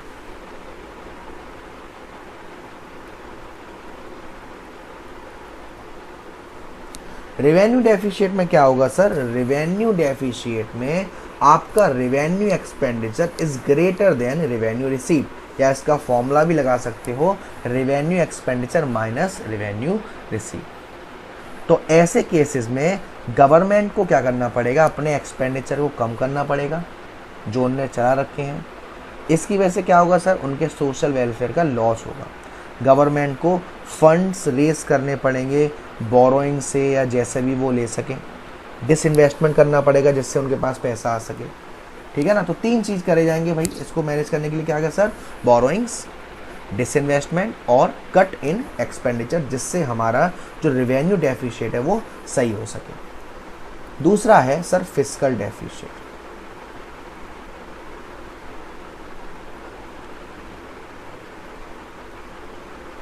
फिस्कल डेफिशिएट का मतलब है टोटल एक्सपेंडिचर कितना ज़्यादा है टोटल रिसीप्ट से, लेकिन रिसीप्ट में बोरोइंग्स नहीं होनी चाहिए, अदर देन बोरोइंग। बोरोइंग्स के अलावा जो आपके पास रिसीप्ट है वो रिसीप्ट इसमें इंक्लूड होगी, ठीक है ना। रेवेन्यू डेफिशिएट में और फिस्कल डेफिशिएट में क्या फ़र्क है भाई, टोटल एक्सपेंडिचर उसमें रेवेन्यू एक्सपेंडिचर भी और कैपिटल एक्सपेंडिचर भी माइनस टोटल रिसीट। लेकिन जो रिसीट होनी चाहिए वो अदर देन बोरोइंग होनी चाहिए, अदर देन बोरोइंग के अलावा रिसीट होनी चाहिए, है ना, तब आपके कंक्लूड किया जाएगा, ठीक है ना। हाँ जी, तो हम कह सकते हैं कि जो फिस्कल डेफिशिएट है वो एस्टिमेशन है कि टोटल बोरोइंग हमारी कितनी है, किसकी, गवर्नमेंट की, जिसमें बोरोइंग फ्रॉम आरबीआई भी आएगा, बोरोइंग फ्रॉम एब्रॉड भी आएगा और नेट बोरोइंग भी आएगा, ठीक है ना। तो ये सारी चीज़ें हैं। अब इसके बाद तीसरा आता है आपका प्राइमरी डेफिशिएट। बहुत सारी चीज़ें भी हैं जो फिस्कल डेफिशिएट है वो चलता है, क्राउडिंग आउट होता है, इरोजन ऑफ गवर्नमेंट होता है, नेशनल डेब्ट होता है, ठीक है ना। फिर आपका तीसरा है प्राइमरी डेफिशिएट।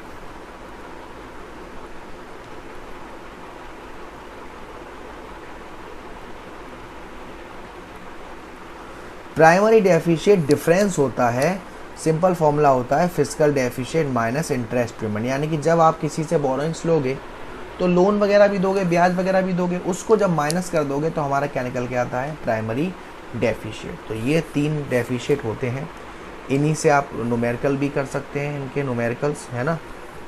तो फिर आता है आपका इस चैप्टर का last topic, balanced and unbalanced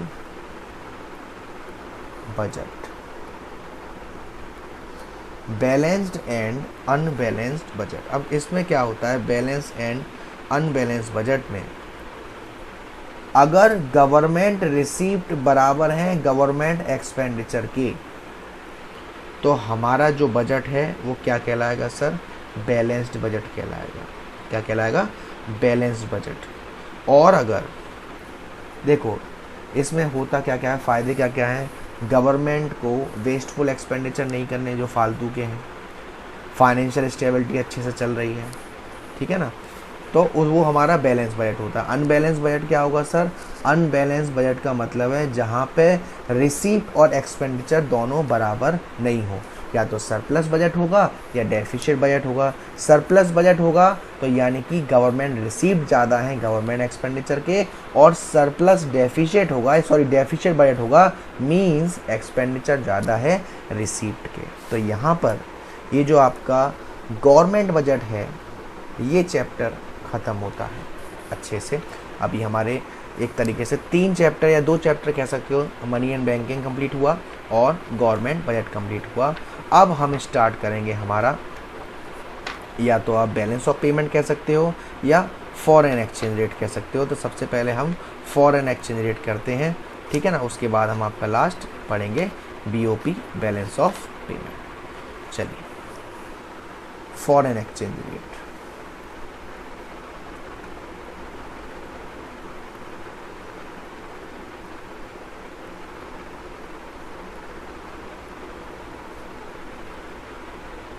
foreign exchange क्या है, फॉरेन एक्सचेंज रेफर करता है जब हम अपनी कंट्री जैसे कि इंडिया की करेंसी किसी बाहर की कंट्री की करेंसी से एक्सचेंज कर रहे हैं, उसको हम कहते हैं फॉरेन एक्सचेंज। जिस रेट पर हमारी डोमेस्टिक करेंसी को बाहर की करेंसी से एक्सचेंज किया जा रहा है उसको हम कहते हैं फॉरेन एक्सचेंज। फॉर एग्जांपल, जैसे कि मैं कहूँ अगर $1 की कीमत 70 रुपये है, तो अगर आपको $1 चाहिए तो आपको कितने रुपए देने पड़ेंगे, 70 रुपये देने पड़ेंगे। इसको हम कहते हैं फॉरेन एक्सचेंज। तो ये रेशियो बताता है 2 कंट्री के बीच का। इसको हम external value of the domestic currency भी कहते हैं, ठीक है ना। अब इसमें हमारे 2 तरीके के एक्सचेंज रेट होते हैं। एक होता है हमारा फ्लेक्सिबल एक्सचेंज रेट और एक होता है fixed exchange rate.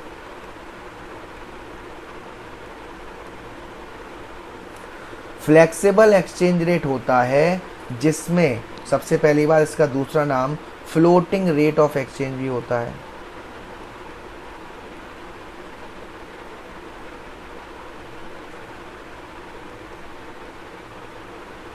Floating rate of exchange भी होता है।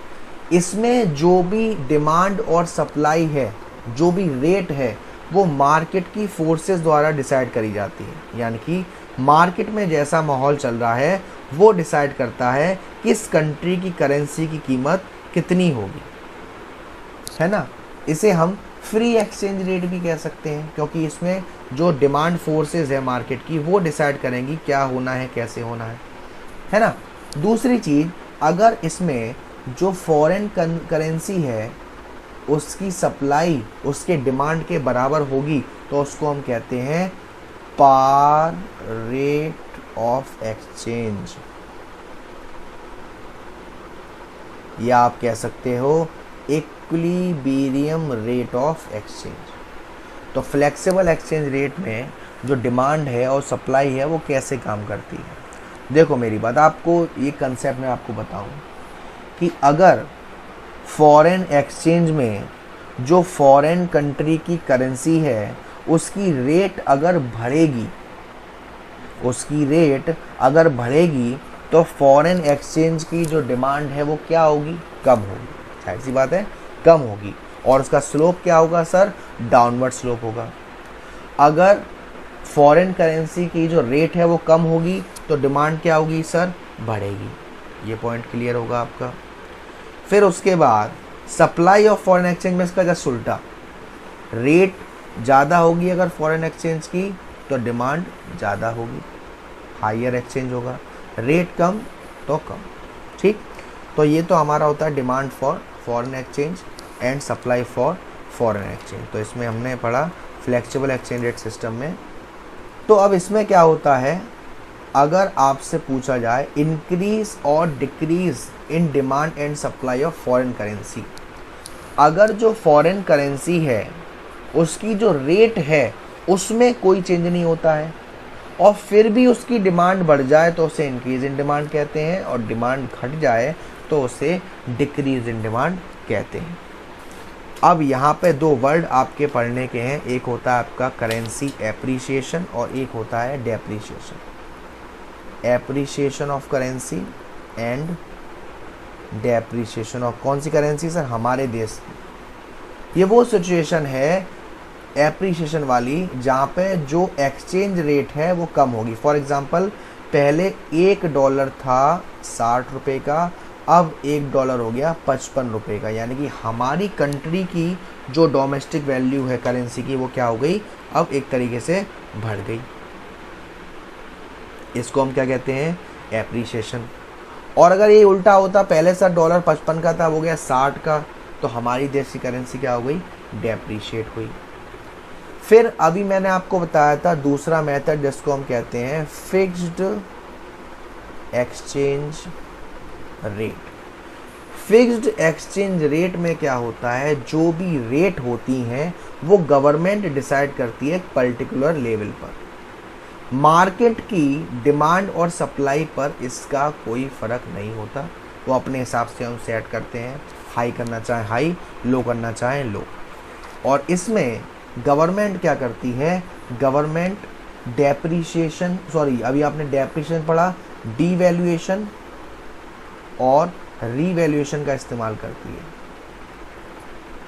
डीवैल्यूएशन और रीवैल्यूएशन।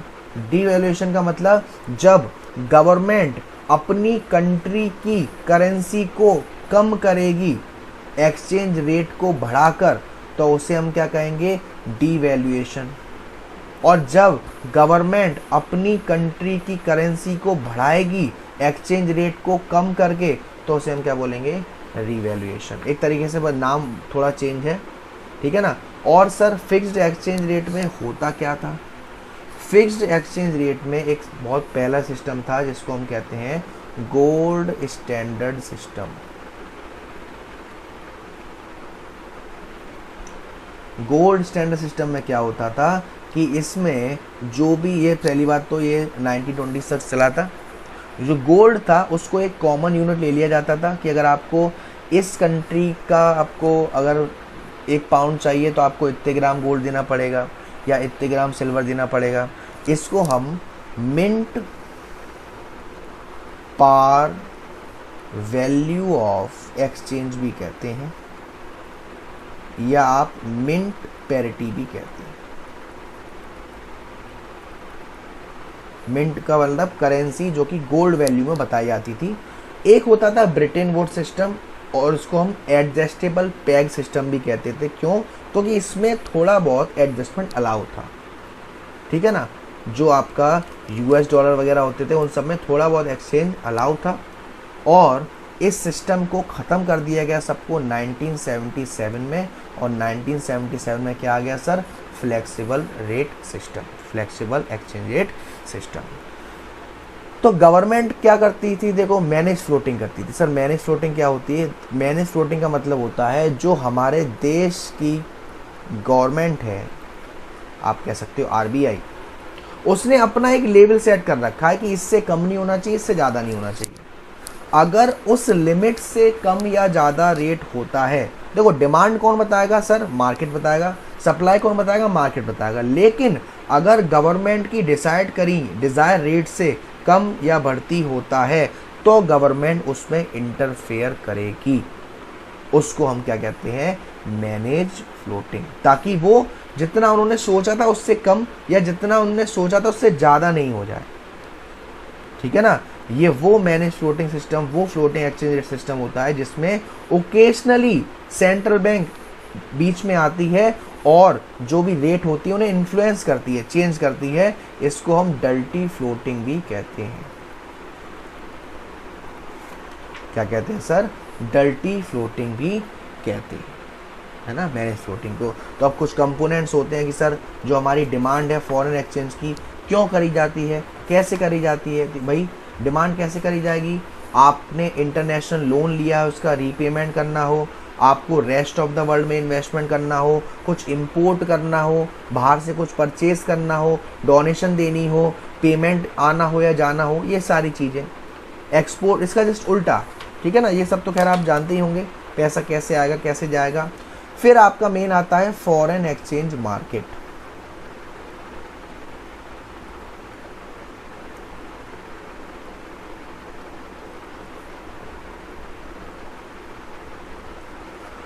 फॉरेन एक्सचेंज मार्केट वो मार्केट है जहां पे हमारी देश की करेंसी अलग अलग देश की करेंसी से चेंज करी जाती है। आप जितना चाहो उतना इसमें चेंज कर सकते हो। तो इसके फंक्शन क्या क्या होते हैं सर? पहला फंक्शन है इसका transfer function. Transfer function implies करता है कि ये आपको परचेजिंग पावर देता है फॉरेन एक्सचेंज की। आप अलग अलग देशों में, अलग अलग कंट्री में इतना इतना चाहो तो ये परचेज कर सकते हो, खरीद सकते हो। दूसरा है आपका क्रेडिट फंक्शन।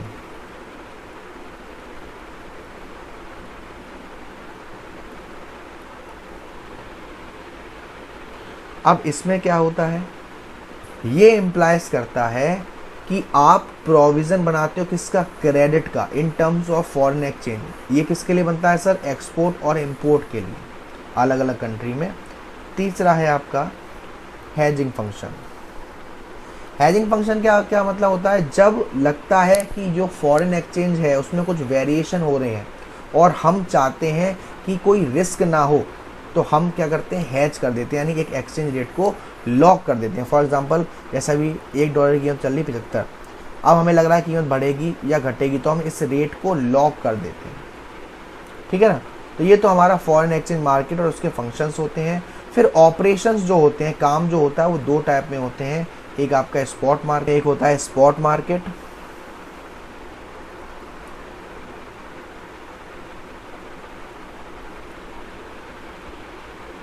और दूसरा होता है फॉरवर्ड मार्केट। तो पहले हम समझेंगे स्पॉट मार्केट। स्पॉट मार्केट जो हमारा फॉरेन एक्सचेंज होता है उसका वो मार्केट होता है जो हैंडल करता है हमारे करेंट ट्रांजैक्शन। करेंट ट्रांजैक्शन का मतलब जो अभी रिसेंट के ट्रांजैक्शंस करे जाने हैं, है ना। करेंट ट्रांजैक्शन जो अभी के अभी करे जाने हैं, यानी ऑन द स्पॉट करे जाने हैं, जो डेली नेचर के हैं, जो फ्यूचर के ऊपर नहीं है, जो अभी करे जाने हैं। तो जो हमारा स्पॉट मार्केट होता है उसमें जो भी रेट डिसाइड की जाती हैं वो भी स्पॉट रेट ऑफ एक्सचेंज होती हैं। स्पॉट रेट ऑफ एक्सचेंज जो अभी चल रही हैं, जब आपने ट्रांजैक्शन किया उस समय जो रेट चल रही हैं। और दूसरा मार्केट होता है आपका फॉरवर्ड मार्केट। फॉरवर्ड मार्केट का मतलब होता है ये वो ट्रांजैक्शंस होते हैं, वो एक्सचेंज रेट होती है जहाँ पे ट्रांजैक्शंस हैंडल किए जाते हैं फ्यूचर डिलीवरी पर। यानी कि आज तो आपने ट्रांजैक्शन साइन कर दिया, ठीक है ना, लेकिन जब इसका पेमेंट या इनको नेशनलाइज किया जाएगा वो किसी फ्यूचर डेट पर किया जाएगा, है ना। तो यहाँ तक आपका है स्पॉट मार्केट और फॉरवर्ड मार्केट। अब आपका चैप्टर बचता है लास्ट, जिसको हम कहते हैं बैलेंस ऑफ पेमेंट। तो इसको थोड़ा हम अच्छे से देखते हैं कि सर क्या होता है बैलेंस ऑफ पेमेंट। तो अब बारी आती है हमारे लास्ट चैप्टर की, जो है BOP यानी कि बैलेंस ऑफ पेमेंट। आपकी जो मैक्रो इकोनॉमिक्स है वो बोर्ड एग्जाम में ये जो चैप्टर्स मैंने कराए आपके वन शॉट वीडियो 18 मार्क्स के कवर किए जाएंगे, यानी कि सर डेवलपमेंट हमारी 22 नंबर की आएगी। कितने नंबर की? 22 मार्क्स की। तो सबसे पहले बैलेंस ऑफ पेमेंट क्या होता है सर? बैलेंस ऑफ पेमेंट का मतलब होता है जो हमारी गवर्नमेंट है, हर गवर्नमेंट अपने कुछ ट्रांजैक्शंस को रिकॉर्ड रखती है। हर गवर्नमेंट अपने कुछ ट्रांजैक्शंस को रिकॉर्ड करती है, रखती है, जो उनके रेसिडेंट के और रेस्ट ऑफ द वर्ल्ड के बीच हुए हैं। यानी कि हमारे इंडिया के जो लोग हैं उनके द्वारा आउट ऑफ इंडिया के साथ जो लेन देन किए गए हैं उनके रिकॉर्ड जो रखता है उसको हम कहते हैं बैलेंस ऑफ पेमेंट। अब इसमें बारी आई, इसमें क्या होता है सर? इकोनॉमिक ट्रांजैक्शंस को रिकॉर्ड किया जाता है। कौन से ट्रांजैक्शन? Economic transaction. तो सर इकोनॉमिक ट्रांजैक्शन में क्या क्या आता है? सबसे पहला विजिबल आइटम्स और गुड्स। विजिबल आइटम्स और गुड्स, इसमें वो आइटम्स आते हैं, वो गुड्स आते हैं जिसे आप देख सकते हो, छू सकते हो, मेजर कर सकते हो, यानी कि import and export of physical goods. इसीलिए हम इन्हें क्या कह रहे हैं? Visible item. उसके बाद सेकंड आता है इसमें इनविजिबल आइटम्स, या आप इसे सर्विसेज भी कह सकते हो। इनविजिबल आइटम्स आपके वो आइटम्स होते हैं जो आप इंपोर्ट और एक्सपोर्ट कर रहे हो सर्विसेज की, जैसे banking, insurance facility, shipping facility, जैसे आप छू नहीं सकते, देख नहीं सकते, टच नहीं कर सकते, मेजर नहीं कर सकते। और क्या आता है इकोनॉमिक ट्रांजैक्शंस में? यूनिलेटरल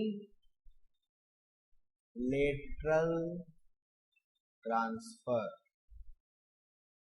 यूनिलेटरल ट्रांसफर क्या होता है सर? ये वो रिसीप्ट और पेमेंट है जो वन साइडेड ट्रांजैक्शंस होते हैं, जैसे कि गिफ्ट, डोनेशन, छूट, ये सारे हमारे यूनिलेटरल ट्रांसफर होते हैं। फिर होता है income from investment and work. आपने बाहर कोई इन्वेस्टमेंट कर रखा है या आप कोई वर्क करते हो, वहां आपको प्रॉफिट या इंटरेस्ट या डिविडेंड मिल रहा है आपके इन्वेस्टमेंट पर, या वर्क पर आपको सैलरी मिल रही है, वो आपका इकोनॉमिक ट्रांजैक्शन है। और आपके कैपिटल ट्रांसफर। कैपिटल ट्रांसफर्स क्या होते हैं सर? कैपिटल ट्रांसफर का मतलब होता है हमारी कैपिटल रिसीप्ट, और आई होप शायद आप कैपिटल रिसीप्ट जब समझ गए होंगे, जिस रिसीप्ट के आने से और जाने से एसेट्स और लायबिलिटी पर फर्क पड़ेगा। तो ये तो बात थी हमारी सर बीओपी क्या होता है और उसमें क्या क्या आता है, इकोनॉमिक ट्रांजैक्शन क्या होता है। मीनिंग ऑफ बीओपी क्या होता है? Meaning of BOP accounting, balance of payment accounting. देखो बैलेंस ऑफ पेमेंट में क्या होता है सर? अकाउंटिंग होती है, यानी कुछ चीज रिकॉर्ड करी जाएगी। तो इसमें हमारा जो डबल एंट्री सिस्टम होता है वो चलता है, यानी कि बीओपी का जो डेबिट साइड है वो बराबर होना चाहिए बीओपी के क्रेडिट साइड से, तब माना जाता है कि आपको जो बीओपी है वो बैलेंस है। कुछ आइटम जो हमारा बीओपी अकाउंट होता है उसमें इंक्लूड करे जाते हैं एरर एंड ओमिशंस के नाम से, अगर हमारा बीओपी बराबर नहीं आता है, और अगर फिर भी बराबर नहीं आ रहा है तब हम एकोमोडेटिंग ट्रांजैक्शंस करते हैं। एकोमोडेटिंग ट्रांजैक्शन वो ट्रांजैक्शंस होते हैं जब हम बीओपी में जो ट्रांजैक्शन कर रहे हैं उसकी वजह से, यानी कि प्रॉफिट कमाने के चक्कर में हमने कोई ट्रांजैक्शन की है जिसकी वजह से हमारा बीओपी बराबर नहीं है, तो उसे बराबर करने के लिए हम एकोमोडेटिंग ट्रांजैक्शन करते हैं। तो उसमें क्या होता है सर, बीओपी एक अकाउंटिंग सेंस है, हमें समझ में आया यहाँ तक। यानी कि इसमें क्या होगा, इनफ्लो होगा किसका, फॉरेन एक्सचेंज का, वो बराबर किसके होगा, आउटफ्लो ऑफ फॉरेन एक्सचेंज।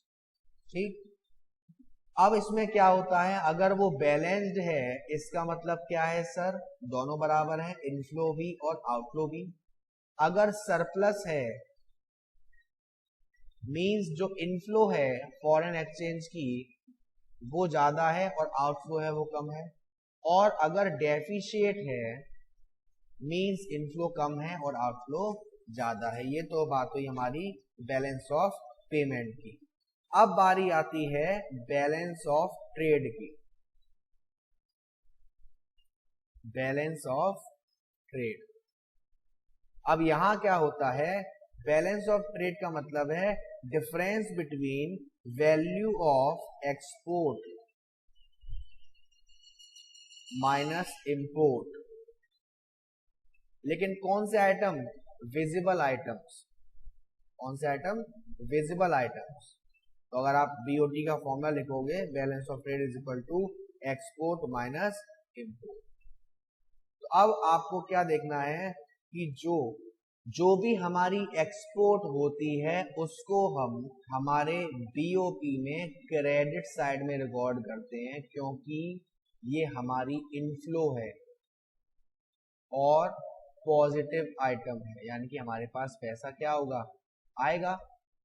और कोई भी अगर इंपोर्ट किया जाएगा तो उसको हम बीओपी में डेबिट साइड में डालेंगे, क्योंकि ये हमारे लिए आउटफ्लो है और इससे हमारा नेगेटिव इफेक्ट पड़ेगा।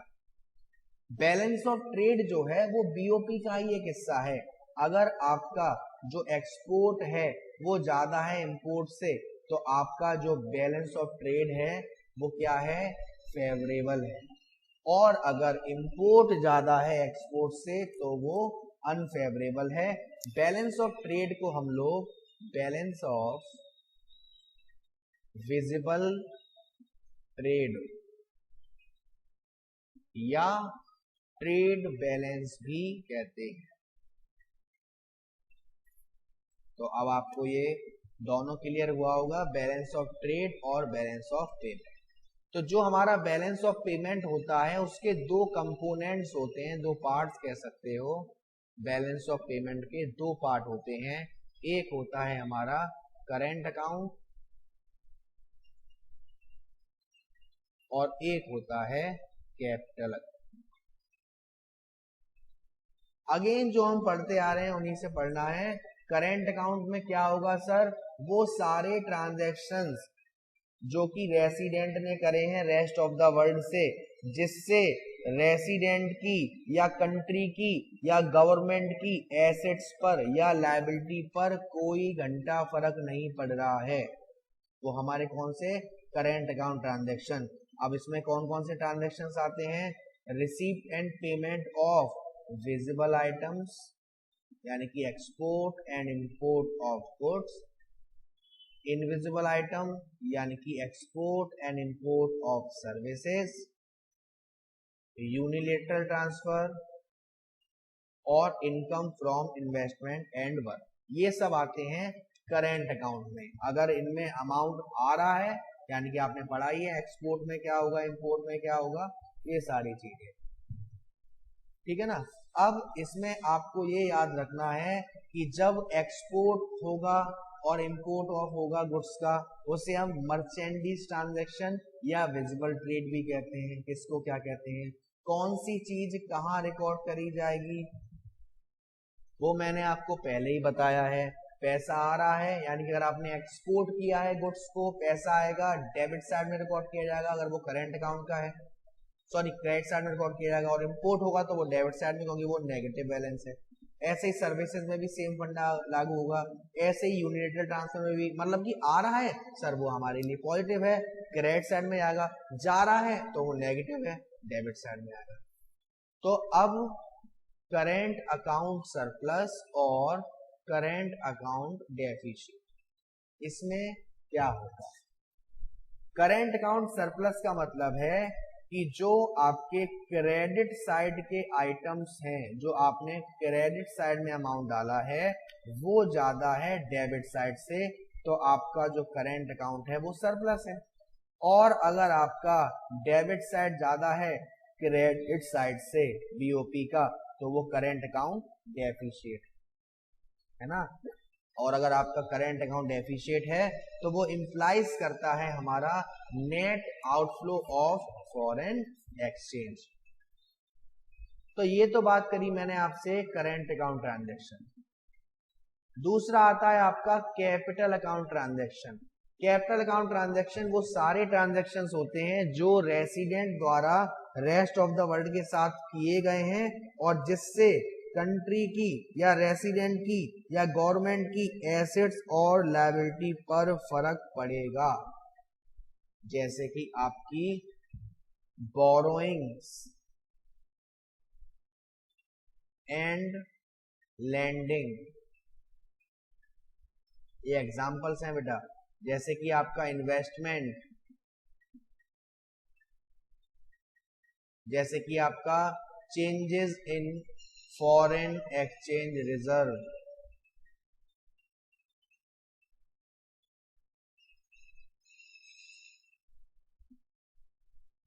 बोरोइंग एंड लैंडिंग में क्या होता है?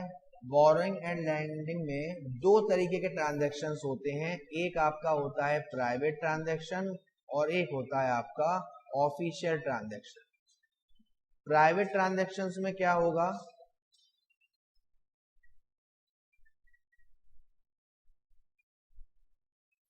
प्राइवेट ट्रांजैक्शन में बेटा सारी आपकी जो एसेट्स हैं और लायबिलिटी है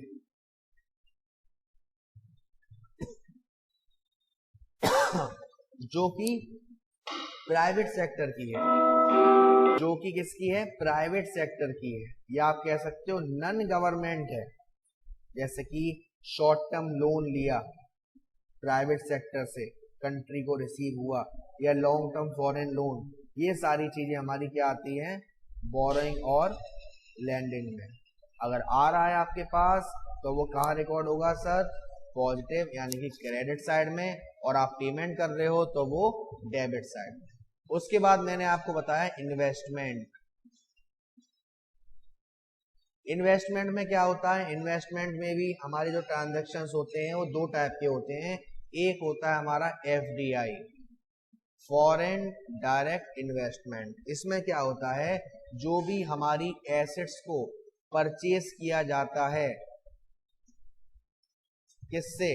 विदेश में, रेस्ट ऑफ द वर्ल्ड से, जिसमें आपको पूरा कंट्रोल दिया जाएगा, बायर के पास पूरा कंट्रोल होगा एसेट्स का, वो आपका फॉरेन डायरेक्ट इन्वेस्टमेंट कहलाता है।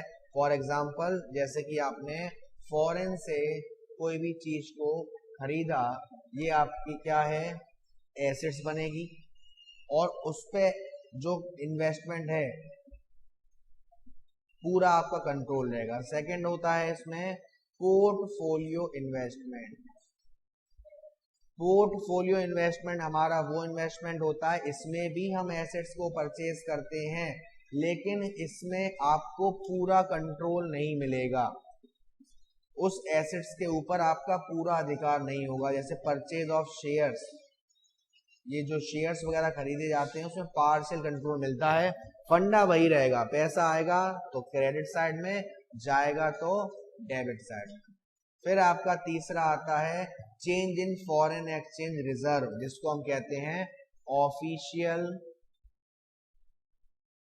Reserve transactions. अब ऑफिशियल रिजर्व ट्रांजैक्शन ये क्या होते हैं, जो हमारे फॉरेन एक्सचेंज रिजर्व होते हैं वो हमारी फाइनेंशियल एसेट्स होती है कंट्री की, जो कि हमारे सेंट्रल बैंक के पास होती है। जब इन रिजर्व में और रिजर्व डालना पड़े, एडिशनल रिजर्व, तो इसका मतलब है वो आपका नेगेटिव बैलेंस है और आपके बीओपी में डेबिट साइड में जाएगा। जब इस रिजर्व में से पैसा निकालना पड़े, यानी कि ये आपका पॉजिटिव है और कहाँ जाएगा, क्रेडिट साइड में जाएगा। तो ये आपको याद रखना है। सरप्लस होगा तो क्या होगा, डेफिशिएट होगा तो क्या होगा। सरप्लस उसी कंडीशन में होगा जब क्रेडिट साइड का अमाउंट ज्यादा है डेबिट साइड से, और डेफिशिएट किस कंडीशन में होगा, जब डेबिट साइड का अमाउंट ज्यादा है क्रेडिट साइड के अमाउंट से। तो अब मैं आपके साथ कुछ आइटम बोलूंगा, जैसे कि आपको बताना है वो क्या होगा, है ना। जैसे इंडियन इन्वेस्टर ने अब्रॉड में पैसा लगाया, आउटफ्लो है, पैसा गया, कहाँ जाएगा, डेबिट साइड में। मेक इन इंडिया इनिशिएटिव के लिए पैसा आया, इंपोर्ट किया हमने कोई चीज, ये सारे इसके एग्जांपल्स। फिर आपके बेटा दो तरीके के ट्रांजैक्शंस होते हैं, या आप कह सकते हो दो तरीके के आइटम्स होते हैं। एक होता है आपका ऑटोनॉमस आइटम्स। तो पहले ऑटोनॉमस आइटम्स को समझते हैं। ऑटोनॉमस आइटम्स हमारे वो इकोनॉमिक ट्रांजैक्शंस होते हैं जिनका इकोनॉमिक मोटिव होता है ज्यादा से ज्यादा अपने प्रॉफिट को मैक्सिमाइज करना। इनमें कोई भी पॉजिटिव और नेगेटिव इफेक्ट को नहीं ध्यान दिया जाएगा, इनमें कोई बीओपी आइडेंटिटी नहीं ध्यान दी जाएगी। ये ट्रांजैक्शन प्राइवेट सेक्टर भी करते हैं, गवर्नमेंट सेक्टर भी करते हैं। ये आपके करेंट अकाउंट में भी होते हैं, कैपिटल अकाउंट में भी होते हैं, और इनको हम अबव द लाइन आइटम्स भी कहते हैं। ऑटोनॉमस आइटम को अबव द लाइन आइटम्स। फिर दूसरा होता है sir accommodating items. Accommodating items का मतलब क्या होता है, ये वो ट्रांजैक्शंस नहीं होते जो प्रॉफिट के मोटिव से किए जाएंगे, ये बीओपी के हिसाब से करे जाते हैं। इसको सिर्फ गवर्नमेंट सेक्टर करता है, इसमें सिर्फ कैपिटल अकाउंट आता है, और इसको हम बिलो द लाइन आइटम्स भी कहते हैं। Below the line items. तो उसके बाद इस चैप्टर का एक आखिरी टॉपिक रहता है डिसइक्विलिब्रियम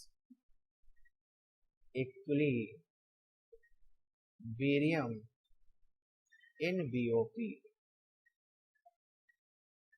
इसका मतलब क्या है, जब आपका जो बीओपी है वो बराबर नहीं है, बीओपी या तो आपका सरप्लस है जहां पर आपका एक्सपोर्ट ज्यादा है, या डेफिशिएट है। इसको आप फेवरेबल और इसको आप अनफेवरेबल भी कहते हो। कॉजेस क्या रह सकते हैं आपके बीओपी जो डिसइक्विलिब्रियम है उसके जो कॉजेज हैं वो तीन पार्ट में बटे हुए हैं। एक है हमारा इकोनॉमिक फैक्टर, एक है हमारा पॉलिटिकल फैक्टर, और एक है हमारा सोशल फैक्टर। इकोनॉमिक फैक्टर में क्या होता है, सबसे पहला जैसे कि डेवलपमेंट एक्टिविटीज। जो डेवलप कंट्री होती हैं वो डिपेंड होती हैं डेवलप्ड नेशन पर इंपोर्ट ऑफ गुड्स के लिए। जो डेवलपिंग कंट्री होती है इंपोर्ट्स ऑफ गुड्स के लिए, इससे क्या होता है, उनका इंपोर्ट बढ़ जाता है। उनका इंपोर्ट बढ़ जाएगा तो क्या होगा, बीओपी सर डेफिशिएट होगा। दूसरा, हाई रेट ऑफ इन्फ्लेशन। जब इन्फ्लेशन होगा डोमेस्टिक इकोनॉमी में, उस टाइम में वो इंपोर्ट करेंगे लेकिन वो काफी चीपर हो जाएगा, सस्ता हो जाएगा, तो उसकी वजह से भी इंपोर्ट बढ़ जाएगा, हमारा बीओपी डेफिशिएट हो जाएगा।